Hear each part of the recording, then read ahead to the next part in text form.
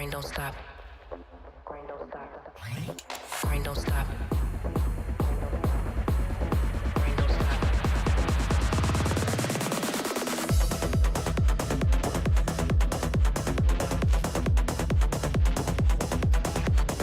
Grind don't stop. Grind don't stop. Grind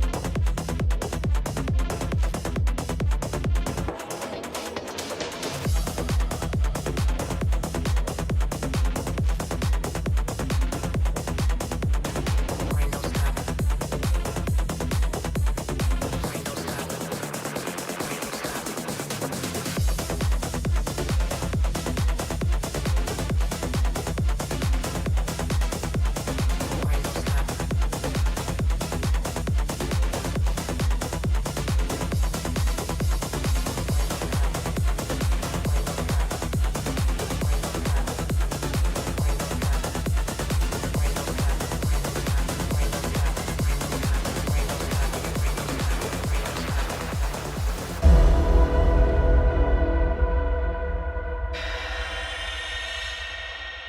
Grind don't stop. Grind don't stop.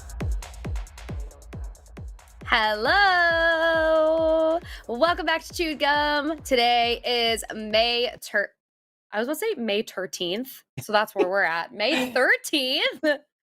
Amazing. Happy 13th of May. My favorite day. and My favorite my number. favorite day. I've been looking forward to the 13th all month long. This is Chewed Gum. We talk about all kinds of lady-related things, sex-related things, deconstructing kinds of things.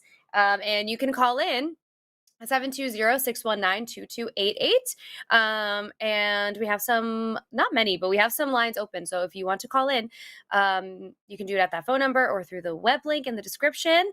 I am Alyssa Ljub. I'm a sex coach and a sex educator. And we are joined by the gorgeous Arden Hart, whose color is certainly red. I think. Oh, this is your really? color. I feel like I think people so. tell me green a lot when I wear green, and I feel like I never know Okay. which. Green really works for like the other women in my family, like my mom and my cousins and stuff. So, but I like it. Thank you. I like the red. The red is good. And as a reminder, super chats of $5 or more will be read at the end of the show. And I think that's all of our spiel stuff. How's it going? What's new? I mean, I feel like I'm still on the recovery from the fundraiser. I was joking that I was like, Yeah. I've never done ecstasy before, but I low-key kind of feel like that recovery was probably what the come down from ecstasy felt like. Like severely Oh, dopamine depleted, God. you know, like just could barely move the days after, but I'm alive. I'm Yeah. here. So Yeah, I can't imagine. I can't imagine what that was like. Even like leading up to it. oh, I think we just lost your audio. Sorry, I muted myself. No worries. Leading up to it, you guys were so busy. I asked about making the pink unicorn merch because I made a really funny yeah. like little graphic for it. And Jimmy was like, please, after the fundraiser. And I was like, no, you're right. No, you're absolutely right. It is kind of crazy. Although merch may be coming a little more easily now because I recently got a new program on my iPad that does vector-based stuff. Like I was trying to use Illustrator on the iPad and it sucks so much. But this new program is great. It is so awesome and it's fun and I've been really enjoying using it. So now I'm like, I want all the prompts, all the things that I can do to love get it. good at it. So hopefully that'll mean more merch as well. So we'll see. Oh, How about you yay. though? What's new with So you? excited. I haven't seen you or like done a show with you in ages. Forever. I don't even know what's new. I was talking to Promise. I was sending her a voice note because I was like, we're not going to be able to talk about this on Chewed Gum. That there's this whole conversation. Apparently, it's been happening for a couple of weeks, and I'm like late to this conversation. But like, listen, I'm doing the best I can. It's a hard balance between trying to be like on top of what's happening on the internet and also like needing to have a life and separation. But Oh there's a yeah. conversation happening on the. It's so hard. A conversation happening on the internet about if 100 men could take a gorilla.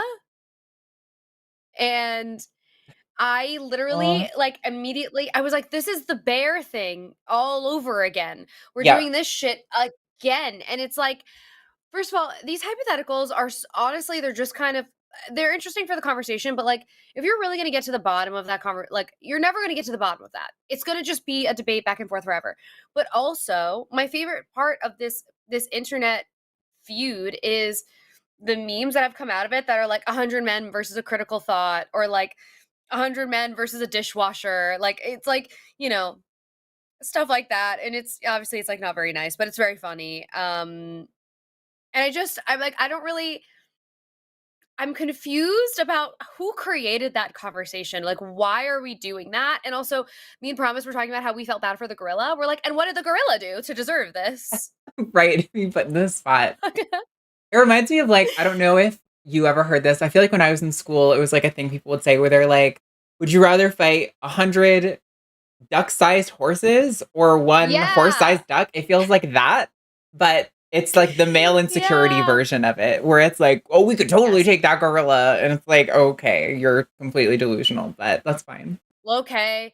What I said to Promise was, I was like, honestly, the most unlikely part of that entire hypothetical is that you would have 100 men who have all agreed to take on one singular task. Because I know from my experience on the internet that at least 3 of the people in that 100 are going to be like, I'm just going to play devil's advocate here. And Yeah, what if totally. it's going to, you know, like, What if we please. fought with the gorilla? Right, exactly. And what if we fought with the gorilla? Yeah. Yep. That sounds about right to me. It is so strange. I really do wonder where these things come from, or like Yeah. just who started it. Like, was this someone trolling and like trying to get it to catch on, and it totally did because they fell for the bait? Or was this like somebody Right. trying to meme themselves? You know, at least it's like you're kind of punching at yourself. It's a little bit funny. Yeah. That's fine. Like, whatever. And the thing that I'm just very exhausted by these conversations of like men trying to prove either their masculinity or trying to prove that they are safe, or like, I don't know. It's like, first it was like, we're safe with you versus a bear. And then the Uh-huh. other one is, now we're not safe because you could fight a gorilla. I don't know. What are we Right. talking about? How about it's just like, why do we have to have a hypothetical conversation about the value of men? Can we just like, how about we just, again, like 100 men versus going to therapy versus going on ZocDoc.com and finding an appointment? Right. Psychology, 100 men versus Psychology Today. One man versus his own internal sense of self-worth. He loses. Right. We don't need you to fight a gorilla, and we definitely don't need you to like, I mean, maybe we need you to save us from a bear, but probably not. What I would actually like you to do is to, I don't know, be nice. Be cool. Yeah, that'd be good. A good start. That would be good. Also, who said it in here? Where is she? I literally just responded to her in the chat. Oh, Sapphic Hazard said 100 men versus clitoris. Clit wins and loses because men can't even find it. Oh my god. That's great. I might make that into a TikTok later. Sapphic Hazard.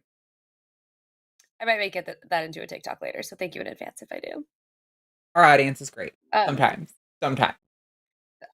I love them. And I loved like when we did the fundraiser and I was seeing all of the names pop up in the chat. I'm like, that's my friends. I was so excited about it. It was really nice. And I got to do my hour of the fundraiser with Austin, who is like, he's been on the line, but I was telling him how, because I do Chewed Gum, all of the hosts that I interact with are like the women hosts. Right. So like I haven't had like, there's a lot of like hosts on the line that I have had like literally no conversations with, including Eric too, who was on that call. Yeah. But I've followed Austin on TikTok for a while, so that was like, it was cool to be like, oh my god, look at us, peers. Yeah, that's so cool. I know Jimmy and I were actually just talking earlier today about like maybe some, I mean, like I don't think it's giving away anything, but just like other ways we can try to sort of cross-pollinate our hosts more at like different kinds of events and stuff, and maybe bring back some things that we used to do. So we'll see. I know there's no hard promises yet because I think we're still in recovery mode. I'm like, I gotta get back on track for my standard work this month, and then we can start getting into that stuff. But yeah, it is a shame. Like I know some of our TACIS hosts feel similar, where they're like, I'm kind of like sectioned off onto the trans show, and I'm like, I have thoughts about gods and feminism and all this kind of stuff. And so, Yeah. yeah. Yeah, I know. Yeah, I get that. And I think it would be fun if we start doing some sort of crossovers sometime. Like, Mhm. I don't know, maybe like special shows on Saturdays or I don't know. I don't know. You guys will come up with something that's like sustainable and makes sense, I'm sure. But it would be fun to have like little crossover apps and be able to like chat with people and also sometimes like some of the calls that we take, I think of like of people who are other hosts on the line that would be so brilliant on these calls, Mhm. and I would love to hear their takes on them. Like even sometimes um when we're on Chewed Gum and like Matt will sometimes get into the chat and I'm like, just if you could just pick up the phone, if you could just get on this call, it would be so great. It would be so great. Right. Yeah, deliver a nice little Um, smackdown. mhm. Mm. Exactly. Exactly. Well, we have a bunch of calls waiting for us. Yeah. And should we start taking them? Yeah, let's do it. I'm good. Okay. Do you have any preference of which one we take? No, totally your call. Whatever you're Okay. feeling. Um, oh, okay. We do have a theist, and we always try to prioritize theists. So, Okay. and this is like really interesting. Okay, so let's bring Chris on the line. Yep. Chris, are you Hey there? there. How are you Hello. guys? Doing Good. well. How How are are Good. you? How are you? you? I'm doing good. It's nice to call in with Matt not being on. He usually hangs up on me and yells at me, but maybe that won't be the case this week. So No promises. Oh no. If you're No getting no hung up on, there promises, might be a right? reason for it, but we'll see. We'll see. Go for it. You're on a clean Okay. slate right now.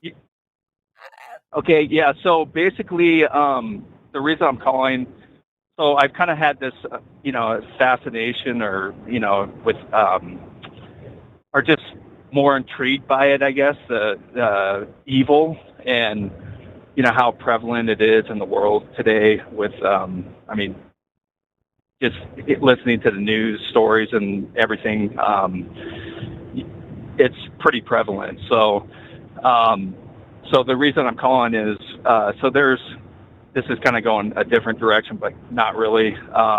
Like sleep paralysis, there's commonalities of the experience, and I've actually experienced it myself, where a lot of people say that there's like a figure in the room, and they can't really make out his face or features anything, and he typically wears a hat, and people sense like overwhelming evil, and then they kind of feel like they're being held down on their bed and are paralyzed. And I've had that experience myself, and it's something that happens like globally, and there's just slight, variations on the interpretation of it, but it's basically the same experience. So I was just wondering what your guys' thoughts are on that. And I mean, it's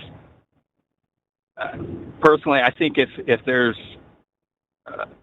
something that's happening that has commonalities globally, and people just have slight variations of interpretation on it, that maybe there could be something there, if that makes sense. Well, so sleep paralysis is a phenomenon that's been studied, and there's a lot of information about sleep paralysis. So I don't really think it's like the same way that there are tons of people who will dream that they're drowning. There are tons of people who will dream of teeth falling out or whatever. I think our brains are just really good at having active imaginations, and when we're in sleep paralysis, we're sort of, from my understanding, and I don't know a ton about sleep paralysis, we're sort of in like an active, like imaginative state, but we're not able to move. So I don't think that just because many people experience sleep paralysis doesn't mean it's an indication of like a paranormal experience in any way. Yeah, I guess when you say there's something there, I want you to elaborate a little on that if you can. When I say something there, what I mean is if there's commonalities that are happening, seeing a hat man, seeing a figure that you can't make out his features, being held down on the bed. Those are specific things that are happening in every experience. So it's like, why aren't people seeing bunny rabbits in the room? Or you understand what I'm saying? Like, or I mean, just some other crazy ahead, thing. Why is it those specific things? That's what all I'm saying is, why is it those specific things that are happening? Yeah, I've never heard of people describing sleep paralysis with a hat, like people of them specifically having a hat. But for something like not having Okay. a face, like it could just be that like our brains in that sort of in between asleep and awake state are just not creating as much imagery as they would if you were. It's like the same way some people like dream very vividly and some people don't. But for something like feeling like you're being held down, I think that's your brain communicating that your body can't move. So like I think it's your brain and your body sort of trying to get on the same page of you can't move. And so it would probably be an even more alarming experience if you felt awake and felt like you, I mean, actually, I mean, it's all alarming. Well, you just said that, like, I've never heard anybody speak about, you know, a person not being able to make out his features and seeing a hat person. But if you guys do a search on YouTube for, it's called Quartz, Quartz, sleep paralysis, the thumbnail will be like a hat person. And if you click on that, you can read all the comments, and all the people in the comments are saying, yes, I've had that same experience. So, correct me if I'm wrong, Alyssa, but I'm pretty sure you said you hadn't heard the hat thing. It wasn't a concern about the ambiguous features thing. And the like hat thing, I had never heard. In my experience, I have very vivid dreams when I do dream, and still, despite having very vivid dreams, like I could tell you, like, oh, this person was here and they're wearing this. There's still a phenomenon I experience in dreams all the time where I'm like, that person doesn't look like my Aunt Gayla, and yet I'm calling them Aunt Gayla in my dream. And I thought we were at the market, but then we like walked through a door and we were in a swimming pool. Like, dreams are fucking weird. So like ambiguity and features and details is really standard in dreams. So I kind of have a hard time. Like, the commonality part to me just indicates that like this is some function of the human body that is universal to all of us. I don't know what that could possibly indicate other than humans have similar experiences. Yeah, I mean, I'm just saying that's kind of, you're talking about sleep, and I feel like that's a completely separate thing than what we're talking about here. But sleep paralysis, isn't it established that it's like you're in like the REM sleep where your body's paralyzed, but like your brain is starting to wake up. So it's like you're between a waking and sleeping state. So it's not like it's like you have full awake consciousness. You still have your brain doing the things that it does while you're sleeping. So I mean, you are asleep in that place. So it's like, I don't know what you mean that it's not the same as sleeping. Like, that doesn't make sense to me. Well, because it's not, because you just said that it's a combination of the two. So how do we know that that's not putting us into a spiritual state? But like when I wake up, able to tap in, if I had a bad dream that was a lot of really anxiety inducing, I will be anxious for like an hour into my day when I wake up. Like, that dream, even though I'm fully awake, like uncontroversially awake, I'm still carrying elements of that with me. So it's not really shocking that when you're in some in-between state, it's blended. Like, I still don't really know what case you're trying to make, I guess. Yeah, I can sense that there's a spiritual connection, but I just want you to like make the connection clearly for us, because I think we're sort of like in I can sense that there's like a spiritual thread that you're like pulling between all of it. Yeah, I mean, I do feel like it's a spirit. Okay, so the reason why I feel like it's a spiritual thing, another thing that I didn't discuss, is the psychology of the presence that's in the room with these people. It's always the same thing. It's sinister, sadistic, evil. So that's another commonality. But the reason why I'm linking it up with the spiritual experiences because that's all the traits of the adversary, basically, the devil. So, whoa! I mean, wait, whoa! What the fuck? How did we get there? You can't make that I knew it leap. was going there, Chris. I knew it was going there, and I just needed you to say it out loud before I made the assumption. Well, I know you guys were trying to open it up a little bit. Okay, but we do agree that with like in Christianity that Satan is the embodiment of evil, right? Like he's the personification, or Christians definitely claim that. So, okay. So, I mean, if this is a spiritual experience, I mean, I'm not saying it is, but I'm just saying you guys are always asking for evidence, okay? And like sleep there has to be some paralysis type being of the evidence. thing.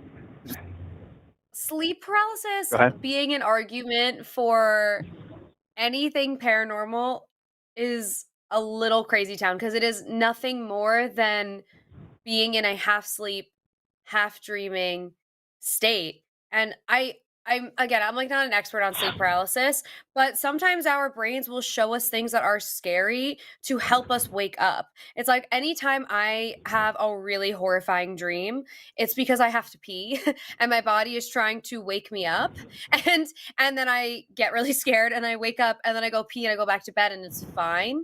But also there are sometimes where people dream really scary things because they have a lot of anxiety going on. Like there's a lot of different reasons why our brains filter out some of our information and our emotions while we're asleep. And so I don't really understand why, like, this is something that happens a lot with theists, where they take something that is like, honestly, kind of a remarkable thing that human brains are able to do. Like, aside from the fact that it's really scary, and like sleep paralysis is one of my actual number one fears. Like I will never be the same if that happens to me.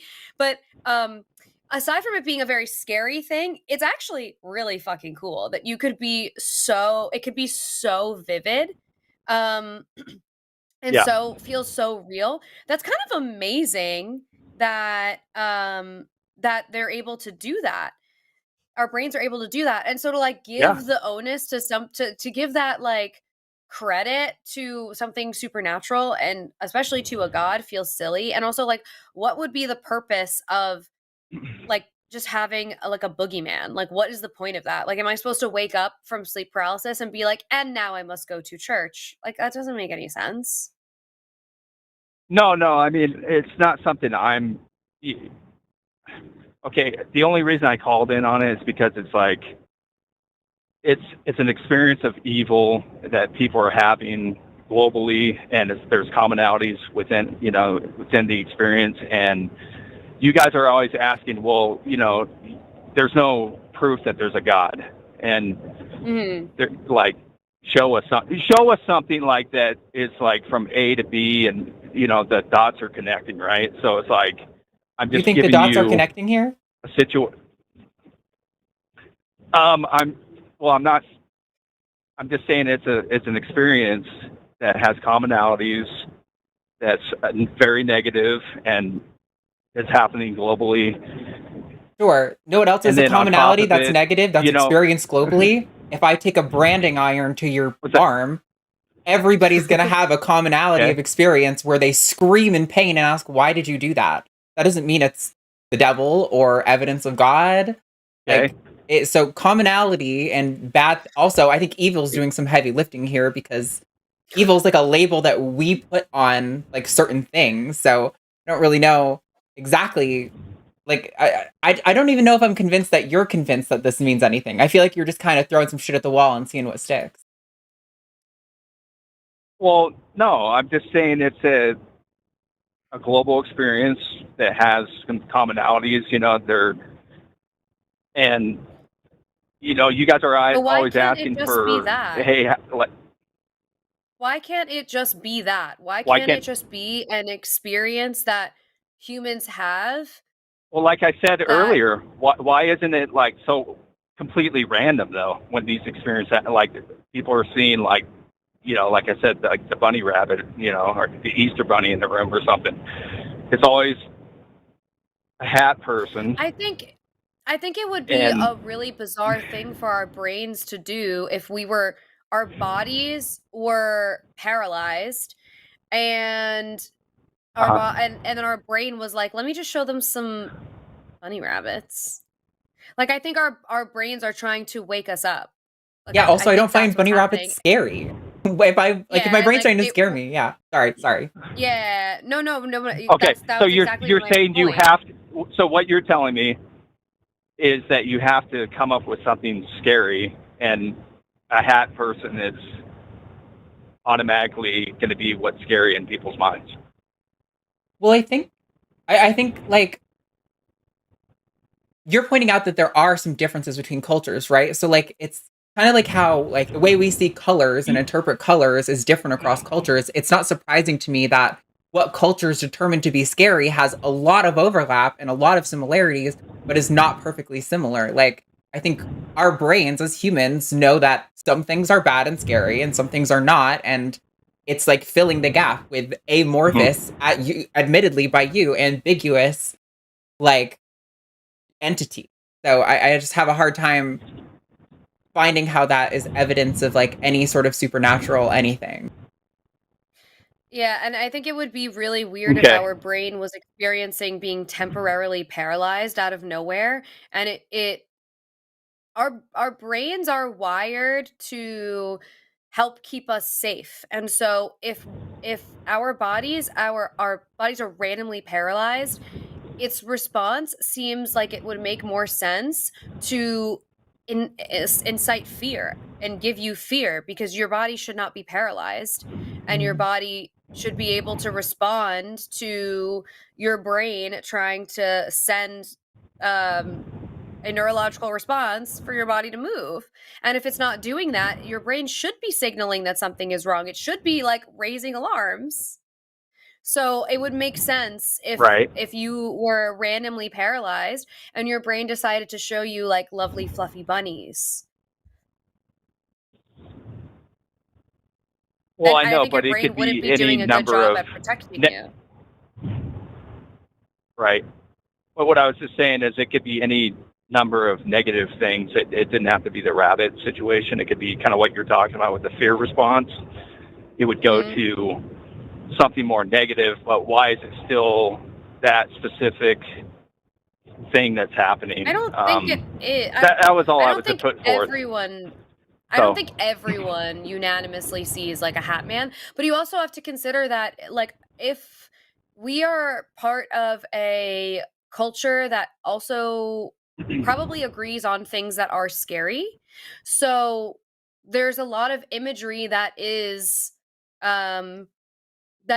scary that we have all seen. Like I think we like enough of us, even if you haven't seen the movie, you're aware of like the girl from The Ring. Like that is just like it's just a scary image. And so like that, it wouldn't surprise me if there were some people whose sleep paralysis demon had hair in front of her face and like looked, I don't know, wet and gross. And I looked up this sleep paralysis or the hat man, and I don't know if you've seen the show Haunting of Hill House. One of the characters is haunted by a man who looks just like that with a hat just like that. And that's a movie that or not a movie, it's a show, but it's a show with a director who has done a lot of work in horror films. And so like that imagery has to come from somewhere.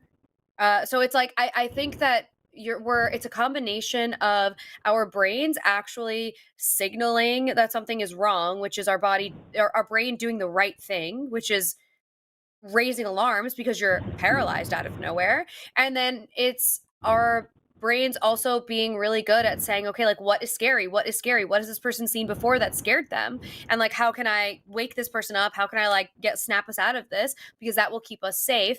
And pulling from like media references and other things that we've seen that are what we would envision as being scary. Like we have no way to measure all of the media that everyone has ever consumed and like all of its influence on situations like that. Okay, well, I mean, it's just something I wanted to throw out to you guys, and I know you have other callers, and I don't want to because I feel like, like I understand where you're coming from on that. But yeah, I just kind of wanted to get your guys' thoughts on it. And, Yeah, I think, Chris, that before was we pretty let you much go, it. I'll just say, So, like, to be fair, like, you can make a case that, like, anything can be evidence of God, right? It's just, like, good or bad evidence. It can be, like, really bad evidence. So, like, I would say, well, we are always asking for evidence.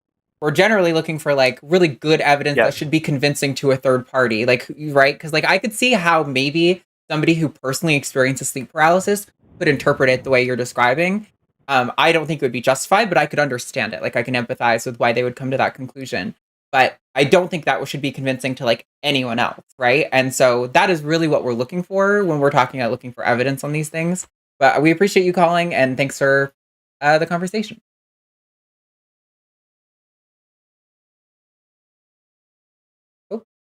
Did I hang up on him? I might have by accident. Oh, That's sorry, okay. That's Chris. okay. I think I accidentally hung up on him prematurely when I was trying to like switch my screen to call in studio. My bad. Sorry. Thank you, Chris, for calling. That was interesting. And he didn't get yelled at. Nope. So Or hung up W on. Chris. Although I saw Yeah. someone in the chat Well- earlier say that he has a fear of hats. And I had a hard time not laughing when I saw that. Well, my God. Well, like, so I remember watching Haunting of Hill House, and have you seen that series? No, Do you like scary things? not usually.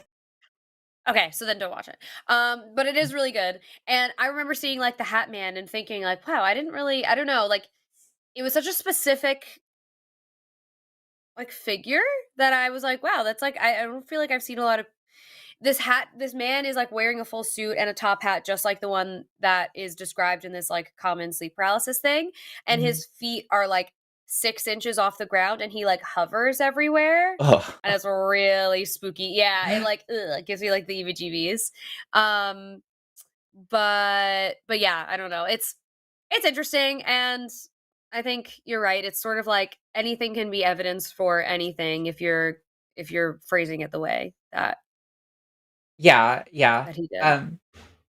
I also think it's interesting, like, how many people actually get sleep paralysis. So, like, this could be like a really unique condition that has, like, we don't really know the exact cause, but like it could be like something very specific, which is why like it's so common. Because like my nightmares that wake me up are like nuclear holocaust happening. So like I have very different, like, clearly my brain does not wake me up from terror the same way it does everyone else.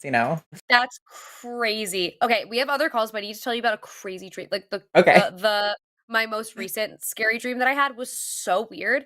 I dreamt I was in my room that I'm currently in, and like across the hall is like I'm on like a lower floor, like kind of the basement, but my house Mhm. is like kind of on like a hill, so Oh yeah. Yeah. it's like a window. I don't know, it's hard to explain. So, I got a phone call from a coaching client of mine, who's also like a friend of mine. So it was weird. And he was like, there's a box in your laundry room. You have to go get it. And I was like, okay. I went to go get it, and it was like a little gray, like jewelry box. And I opened it, and there was a little gray square. And I was like, what the fuck is this? And it was making a weird noise. So I took it and threw it into my laundry room. And I was like, I don't know, something is weird. And I walked upstairs and I went to see my mom, and then all of a sudden the house like starts like shaking. It's going like this. I'm gonna give you the experience. And I was like, what the fuck? And then like I hear a big boom, and there's like billows of smoke coming out of the room. And I was Oh my like, god. Mom, I fucked up. I don't know what I did, but something is happening. I think there's a bomb in the house. And it was bad. It was bad. And then I woke up, and I remembered also in the dream being like, we need to get the dogs. Like, where are all the dogs? Like, and it was just so weird. And I think it was like right before my sister's wedding. So it was a lot of stress. And my Stress brain was just dreams. trying to like, Yep. yeah, regulate. Anyway, as a reminder, make sure that you are going to patreon.com/calltheline if you want to support this show and all of the other shows on the line. It's a fun way to be a part of our community and all of the other fun stuff that's on Patreon. So patreon.com/calltheline. And a reminder that super chats of $5 or more we read at the end of the show. We also have a couple of lines open, I think. We might have some in queue, but so if you want to call in, please do.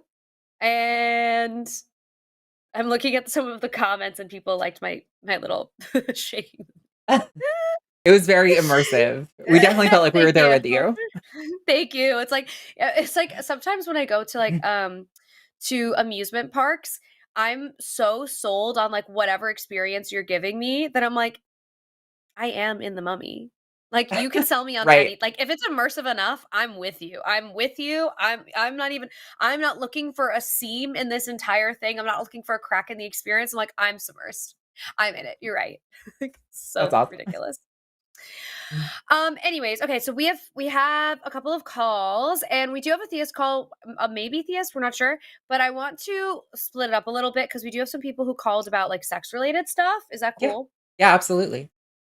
Okay, so I'm going to pull in Alice, who's been really patiently waiting since the beginning of the show.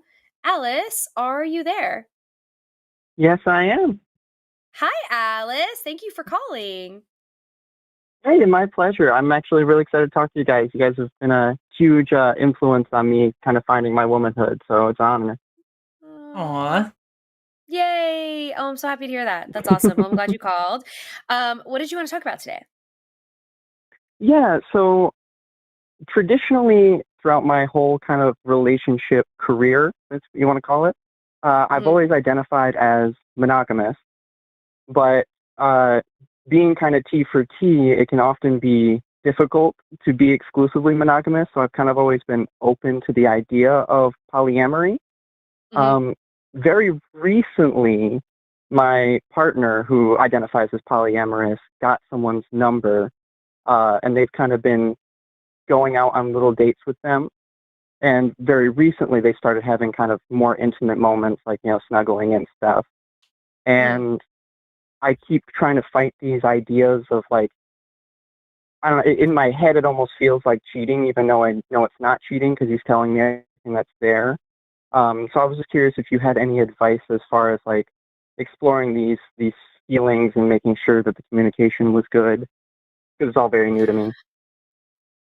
Yeah, well, so it sounds like maybe is polyamory something that you want to participate in? Because even though you're not participating in it, your partner is. So, like, Mhm. you're not polyamorous yourself, but your partner is. So you are in a poly relationship in that way. Are you Mhm. feeling like that's maybe not something that is comfortable for you? Like, are you wanting to stretch into that, or are you questioning like, I don't totally know if this dynamic feels best? Yeah, so I am second guessing it maybe a little bit. On paper, it Mhm. doesn't bother me at all. And there was Mhm. a guy he was talking to in the past that I was totally comfortable with. And I think part of that is from the fact that like we met that person together and we both mutually agreed that he was cute. So when things started to kind of evolve a little bit, I felt like I was part of the process that whole time. But this Mm. new person I've never even met. So it just kind of feels like there's this separate thing happening completely separate from me that Yeah. I think that's what's causing this weird disconnect more than anything. Well, I think it might be helpful to have exactly that conversation with your partner to say, with this first person, I felt a little more comfortable because I was a little more in the loop. And this time around, I have like no transparency and no like connection to them. And so it feels a little different. And maybe there's a conversation around, can you do things with your partner's partner that, um, even if it's like platonic, like go to like, I don't know, botanical garden or something, walk around, like just to get to know this person and just see how you feel. Because with all polyamorous relationships, the rules and boundaries for them are completely whatever you want them to be. And so maybe this is a learning experience for you of, okay, I would really like to have the partner selection be something that we do together, or that you just have a little more input in. It doesn't have to be totally together, but maybe it would make you feel more comfortable to have a little bit of visibility and a little bit of closeness there. And if your Mhm. partner has been polyamorous for a little while, they are probably familiar with just negotiating what the boundaries and terms are for what your relationship gets to look like, because you get to decide that together. Yeah, that makes sense. He's kind of new to it himself. He's had attempts in the past, but it never really worked out. So I think that was part of where my nerves was coming from. Was like, yeah, I've seen it happen incorrectly so many times when a traditionally like monogamous couple tries to jump into polyamory.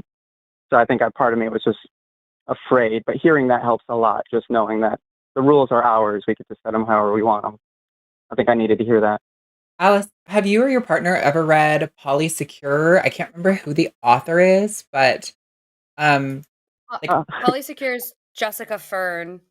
okay, it's just a fantastic book on like just like coping with like the feelings of jealousy and like how that affects like your self-worth and your value in the relationship. And like I think there's kind of this notion that like if you're in a poly relationship you can't be insecure, and like that's definitely not like humans are just not built that way. You know what I mean? Like I think that's a very normal emotional reaction, and it's kind of like learning how to experience it but not let that like affect how you view your partner or their, you know, your, what do they call them, paramour, is that what it is?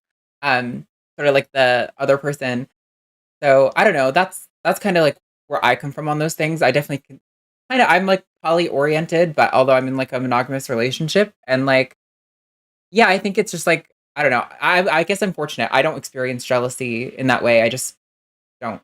But I think it is really normal, and so it's definitely, if you're feeling like not included, I think yeah, what Alyssa said is spot on. That's a book Okay. resource that I really valued.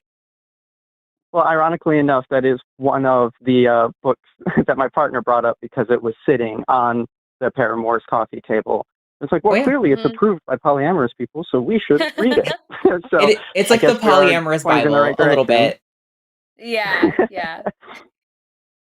Yeah, and I think like more than anything, relationships that are ethically non-monogamous require a lot more communication for exactly this reason. Like you get to determine how this gets to go between you and your partner and their partners, and like this is a communal agreement that you have.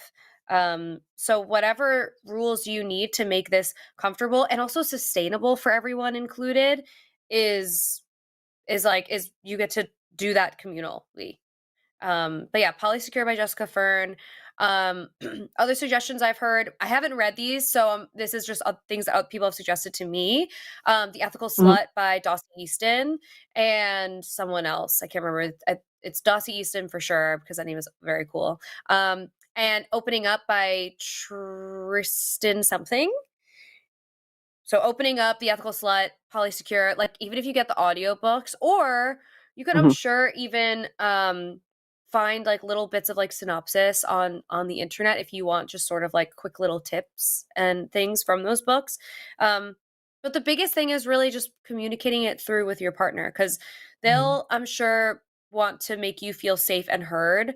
And they can't know how you're feeling unless you share with them. Sorry. So it's important that you're as honest as you possibly can be if the relationship is one that you really want to prioritize. Like just be honest, tell the full truth the first time, and I'm sure they'll embrace you and be able to find a solution in this whole thing.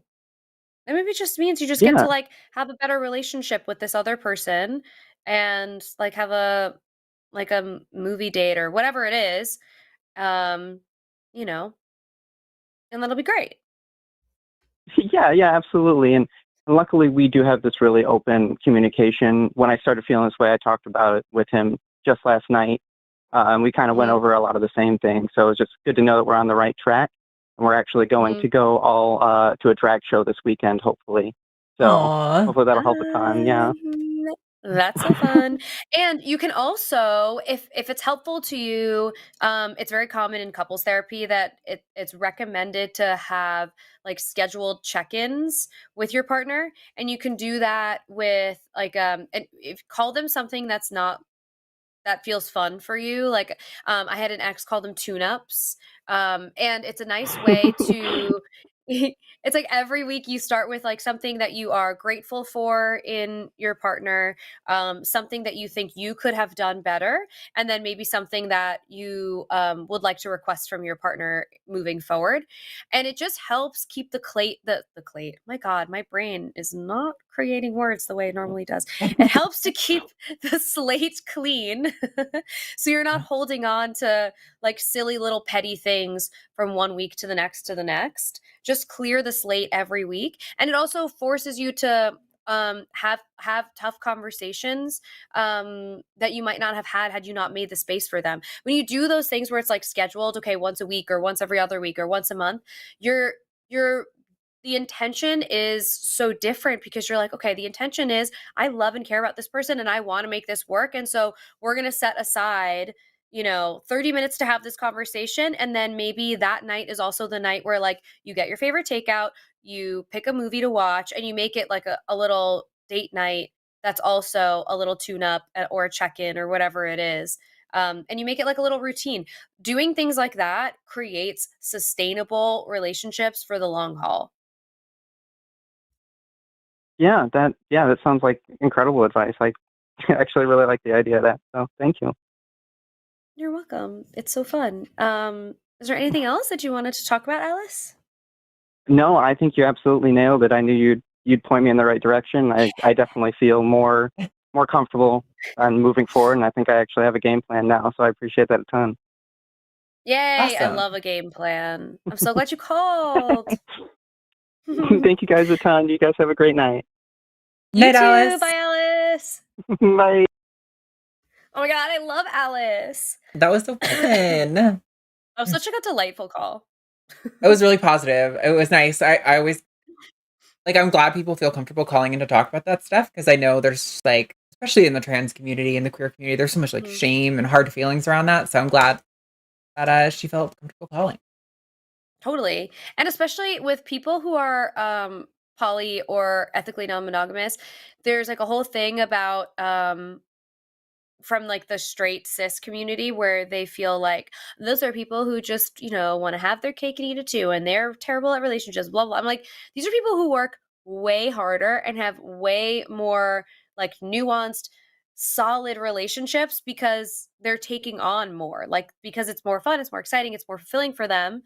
But like they're going to create, like Alice is going to create an amazing system with her partner and all of the people included in their relationship that many people will never do, and then they're going to get married and be unhappy and bald and ugly probably. So figure that out. And Alice will be hot and in happy relationship for the rest of her life. So said what I said. The dream. The dream.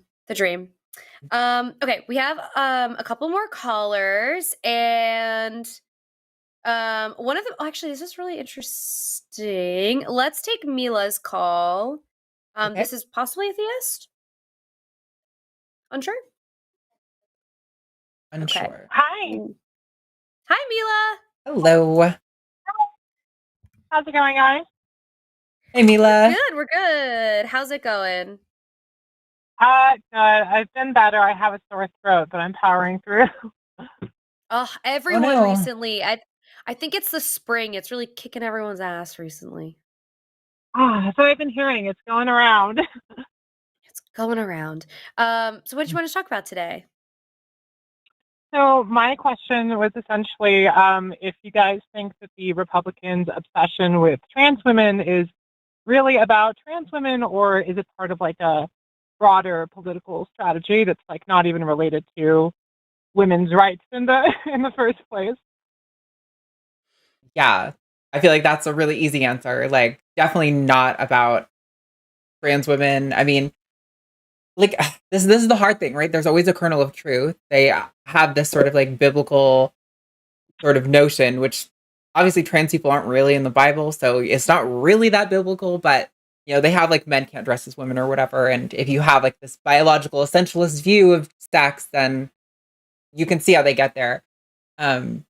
Right. But no, I mean, it's completely about control. Like, these people don't give a fuck about women in sports. They don't, if they actually gave a shit about protecting women from sexual assault, they would make it so much easier to do something about it. Because let's be honest, the majority of sexual assaults are happening in the home from like family friends or like an extended family member or a church leader or something like that. This isn't happening from strangers in a bathroom or a locker room. That is extraordinarily rare. Yeah, it's like, if they actually cared about these issues, they would be doing things very differently. But they're using those issues as a guise to, remove rights away from everyone. Because while they make it out trans people, right, like there have been people who applying for their IDs are like being turned away because their birth certificate says male and they don't look male. And there's cisgender women getting dragged out of bathrooms because they look too male-ish to whatever fucking loser ass cop happened to be tasked with dragging them out. So it's like, it's not really, trans people are just like a pathway to the patriarchal like system that they already wanted to enact, in my view. Mm-hmm. I agree. Yeah, I mean, sorry, go ahead. Mila, go ahead. No, but you go ahead. I wanted to hear your guys' thoughts, so I'll talk after. Okay, I'll just say I agree.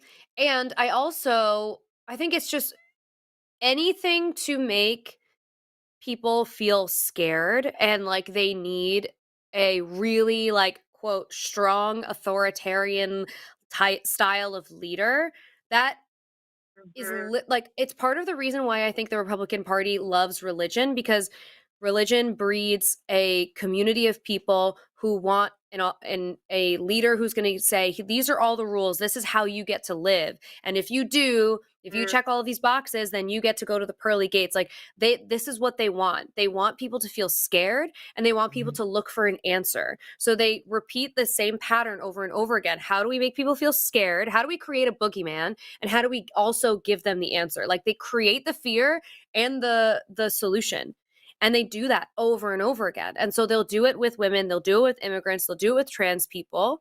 And the thing that's also repeatedly like honestly fucking stupid to me is trans people have literally always existed. They've always existed.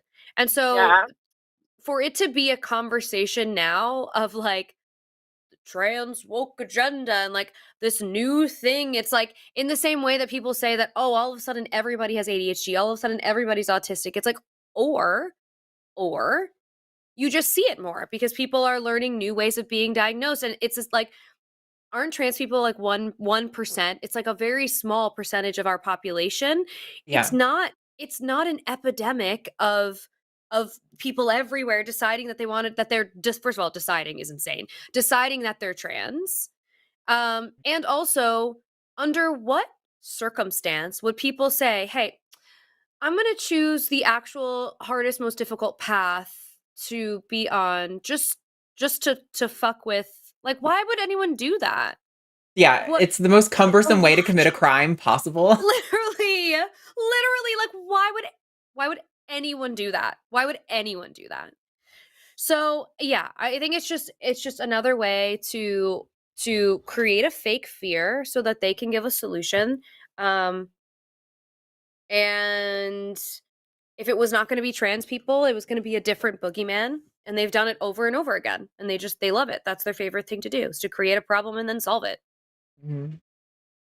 Yeah, I love that you use the word boogeyman. They think that the reason that like trans women in this like modern era such an opportunity for them to like boogeymanify, it's like well, like I think it's kind of two things. One, like divide and conquer is always Mila, real quick, I don't mean to interrupt you. I'm having a hard time hearing you. Like your voice is really choppy. I don't know if you're like away from the microphone or something. Oh, you know what? It might be my AC. Let me move away from it. Is this better? Yeah, much better. Yeah. Oh, sorry. The AC was blowing into it.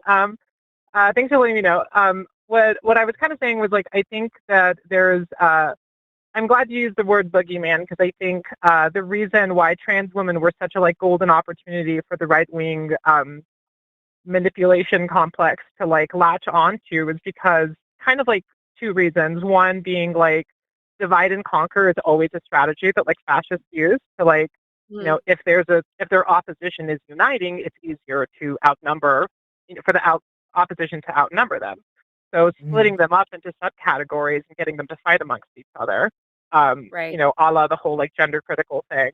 That's one side. And then, you know, but trans women, I think, were such a good opportunity for them because the biggest problem that Republicans have always had has been like losing the female vote, like, you know, overturning Roe v. Wade and like being described as like misogynist or being described as, and, you know, for them, I think they almost use transphobia as a shield in the sense that like they don't even necessarily care about trans people or women, but like now they kind of have license to be as misogynistic as they want to make it harder to divorce an abusive husband, make it harder to get reproductive freedom, harder to prove that your boss is discriminating against you if you're a woman. And if anyone calls them out on their misogyny now, they have this like golden like card that they can be like, well, you don't even know what a woman is. Like, I'm the real feminist here. Yeah. Kind of helping them like rebrand themselves from like the obviously like misogynist party that like is anti-abortion into like suddenly being like, oh no, we're like the true defenders of like womanhood. And I guess, I don't know, I feel like, I feel like it's something that like I've since realizing it's been a lot easier for me to call out in people when, you know, they say their shit about trans women. I'm just like, you know, what like are most women actually dealing with? Like, what struggles are they dealing with most on a day-to-day basis? Is it like, you know, whether the person in the bathroom next to them has a penis? Like, is it like sports? Are most women athletes, or are most women dealing with like, you know, the loops they have to jump through to like get a restraining order against their abusive husband, or, you know, dying in a car because they can't get access to abortion because they're in the wrong state? Yeah, I guess that's kind of my thoughts on it. Yeah. Completely Spot aligned. on. Completely. And it's exactly what you're saying is exactly why it's like it's creating a boogeyman. This is not a problem for literally I cannot even believe the amount of time that is wasted creating fear around a group of people that literally just wants to be left alone. Mhm. Yeah. And I love that you bring up how small of a population is, because like often like, you know, that's like the number one defense people have when you bring up like intersex people to show how sex is complicated. They're like, well, that's a rare exception. And I'm like, I'm sorry, are trans people the majority? Like, Right. are trans people also not like a rare, you know, like less than 1% or 2-3% of the population? It's mind-boggling, but now it makes sense because it's never, you know, Donald Trump used to have like trans women. He was fine with them competing in, you know, his beauty pageants as long as they were hot, you know. But now it's like this opportunity to be like, I'm not misogynist. I hate trans women as much as you do. I mean, tale as old as time, girl. My whole like transition, the kind of men who hit you up in the gross, like fetishistic way are always Oh yeah. unequivocally always conservative. They're like usually they're often like in the military, unironically, like so often, but very, very conservative politically, financially, and all that stuff. Often married, and like hate their wives and will tell you all about it. Yep. Yeah, no, I mean it's exactly. I mean, and this is why like right, they like when trans people are like available in porn. That's why when you're looking at like those Pornhub statistics, like, oh, that's where all the people are watching the trans porn are in those really conservative states, because it's again, it has to do with that like social taboo, like, oh, it's naughty and I can't have it, but that makes me want it more kind of mentality. And I mean, this is just kind of more of that, you know, like they want trans people to go back to the place in society where we are basically unable to do anything other than be like pornographic sexual objects for these disgusting conservative men. Yeah, exist within the like, you know, exist as in the segments of society they want us to kind of vanish to. It's like those cheaters that like spend all day talking about how much they hate cheaters, and then like you go through their phone and they're like cheating on their husband or wife or something. It's the whole taboo thing of like, you know, I want, you know, like, oh, I hate this so much. I keep thinking about how much I hate it, and then like when no one's looking, they're like, oh, I kind of like how much I hate it. Yeah. I'm so glad you brought that up because. Oh, please go ahead. I was gonna say it's like no one is more obsessed with trans people than people who are transphobic. Like they think about what trans people are doing way more than any other person would. Oh my God. It's like same thing with people with homophobic. Like literally, why are you so obsessed? Figure it out. And it's Unironic. like, Oh, sorry. sorry, go ahead. No, I was just No, gonna go ahead. say, literally, constantly. You watch the live chat whenever Matt's live. People are constantly speculating about what our sex life is and what kind of stuff they do. They're like, "Oh, I bet you guys do this thing," and I'm like, "Why are you just sitting around thinking about the kind of sex stuff we do? Like, that's so fucking weird." That's crazy. Yeah. It's insane, but it happens constantly. Like, I can't tell you how many times a week that kind of comment comes up.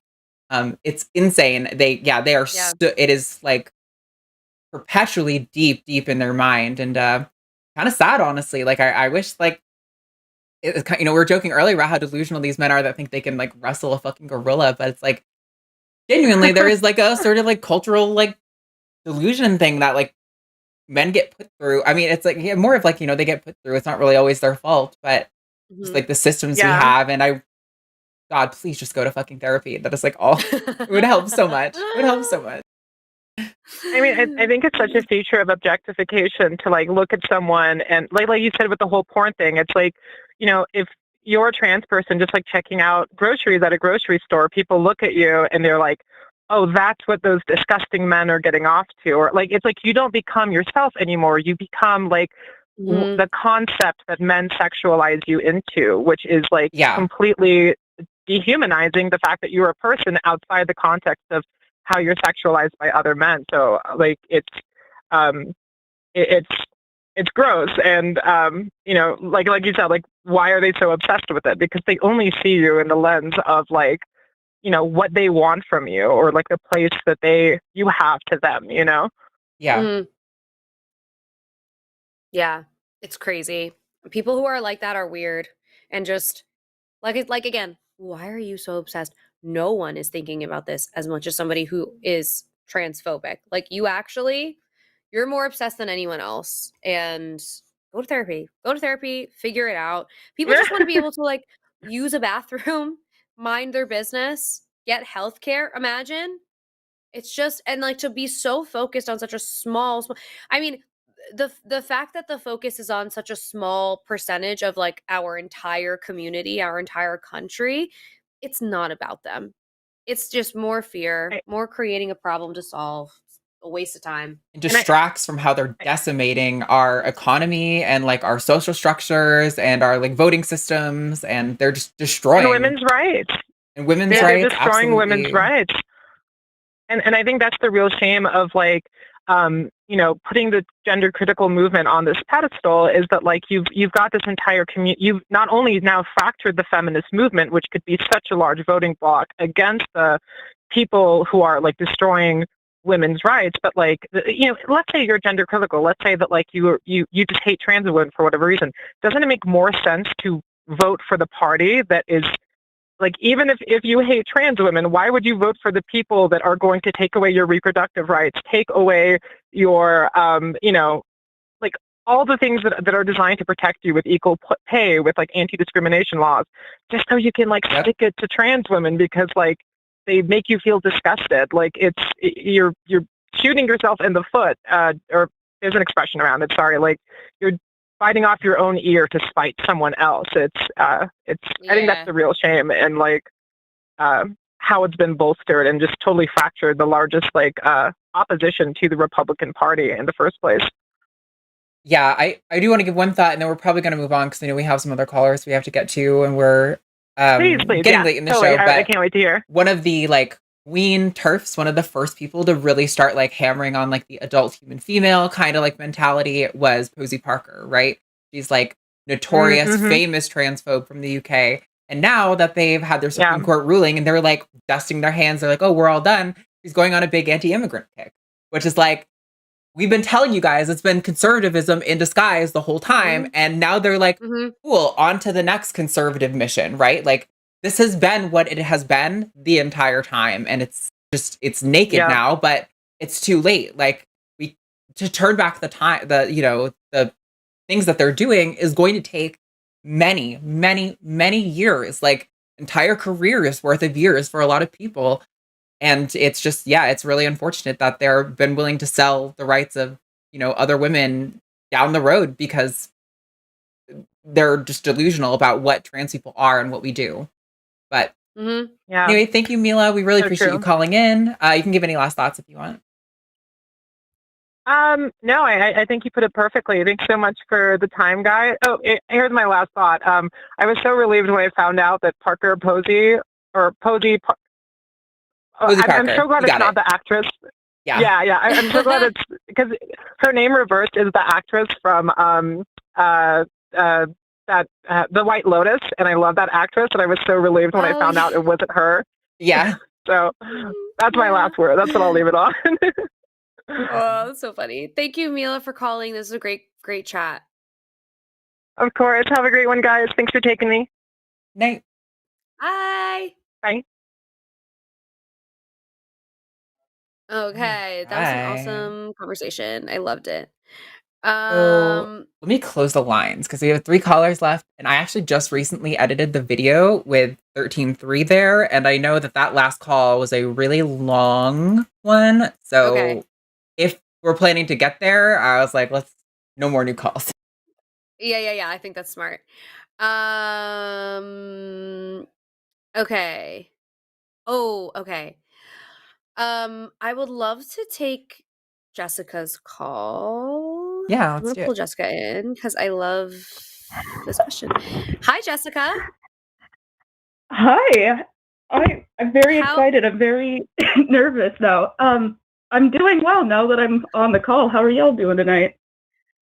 We're good. We're good. I'm so happy Doing you well. called. Yeah. I don't know where to begin exactly, but do you have any what's the term? Clarifying questions as to what I want to talk about? Well, I see your little note here, and we see it, but the show, like the people watching, don't see it. So, do you want to give like a quick little Right. synopsis on what you wanted to talk about, like what your topic is? Oh, sure. So I am an atheist who just recently deconstructed my faith completely. I was raised Catholic. I do want to note as like a side note that does play into what I want to talk about is that I was raised Catholic, but I wasn't raised by like the stereotypical conservative nut jobs, right? I was actually raised by two very intelligent and very liberal people. So I've never had to grapple with theology in that regard. Like what started my deconstruction was actually the science behind, oh, hey, by the way, if Genesis is literal, then the Earth is 6,000 years old, but there's evidence against that. What do I do about it? So that took a few years, but very recently I kind of had a breakthrough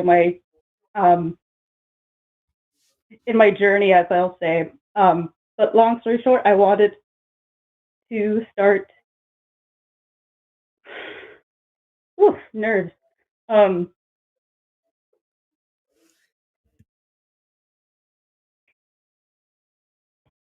forgot my line of thinking. I'm so sorry. Yes. No, it's okay. Long story short, I decided to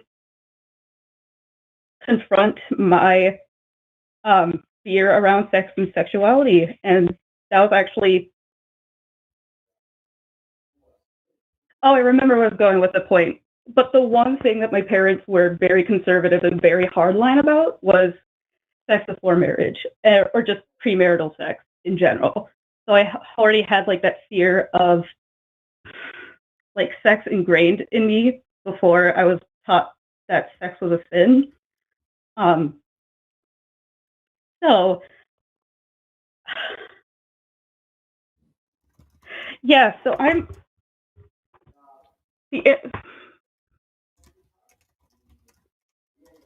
Well, Jessica, in the notes, I see it says, is there any truth to the idea that you bond with every single person with whom you will have sex?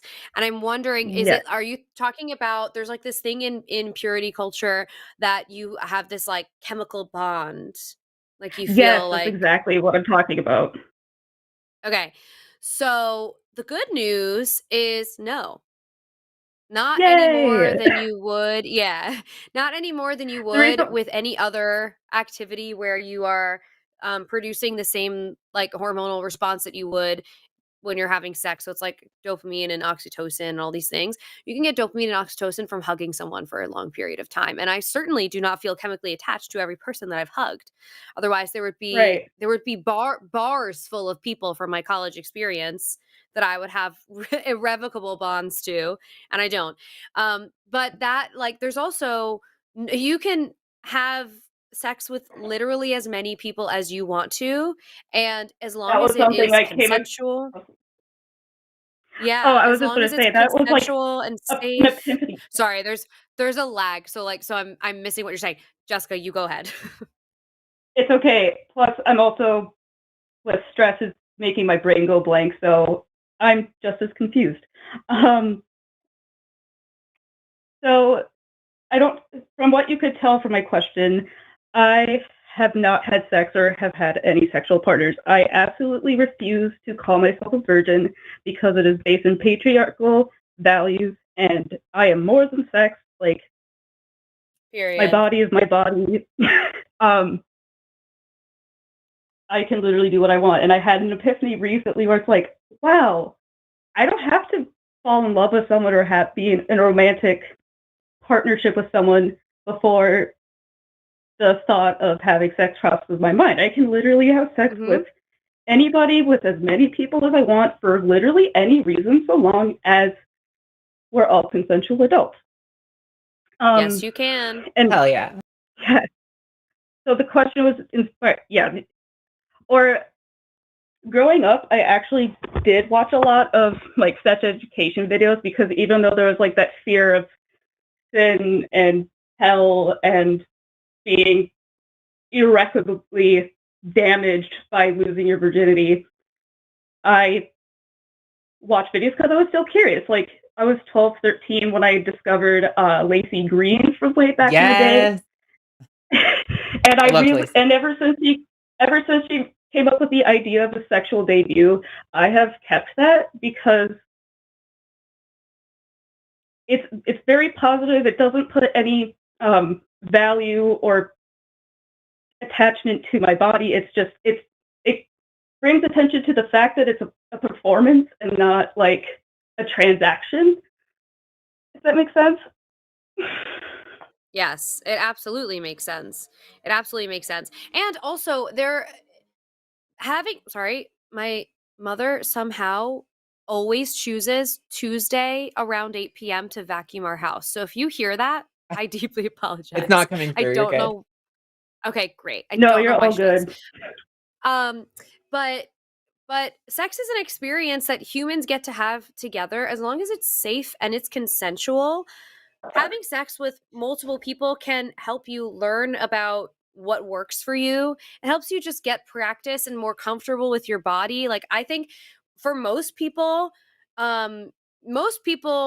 lose their virginity around like I think the number's like 16 or 17, something like that, which is actually like when I heard that number, I thought that was younger than And I is thought that it what was the going to be. definition of penis and vagina? Oh, I'm sorry. Is this?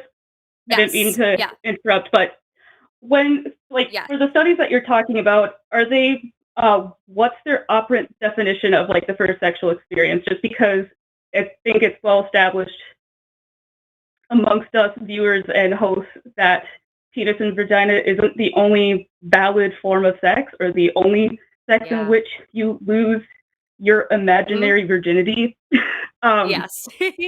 Yes. I'm so glad you asked. Because you're so right. It's the way that like when people are doing research and things like this, it's almost always cisgender, penis and vagina. It's like so unimaginative. And that's how they're going to define it. And there's no emphasis around pleasure because because sex ed, regardless of how fantastic, if you're one of the lucky ones who lives in a bigger city versus me who comes from a rural Catholic town, there's no emphasis on pleasure except for, hey, don't do this or else you'll do a lot of it because it's fun, but it's meant for marriage, even though I shouldn't say that you should wait till marriage, but that's what it is, because separation of church and state like doesn't matter in rural communities, really. And states that have abstinence only education are ones that have higher rates of teenage pregnancy. The rates of STIs are like through the roof, and they have more sexual partners over the course of their lifetime than states that have comprehensive, medically accurate sex education. So it doesn't even, that mentality of teaching people to wait doesn't even really work for most. Oh my God, speaking of teen pregnancies, like if we can divulge just a little bit, I would love to take the opportunity for all of us to have you heard of Pam Stenzel, first of all? I don't think Pam Stenzel, you said? Oh yeah, she is an abstinence-only sex educator, and the reason why I bring her up is because in sex ed we watched a video of hers in which she basically talks about the dangers of sex, and like just the way she talks about it is like she's just so boomer about it, where she just if whenever she tries to imitate like the teenagers or like anybody in the audience, it comes off as patronizing, or like, what's the term I'm looking for? Well, anyway, the point that I want to explore is that even though, for me personally, even though I did have the belief that sex should be until marriage, and if you have sex at all, that makes you a slut, I was able to pick up immediately on the fact that like the blame of purity culture and like the blame of sin was put on the woman completely. Like the men, like whenever like purity came up, it was never about men's purity either. Or if it was like never. Women's purity was more important than theirs, I guess. So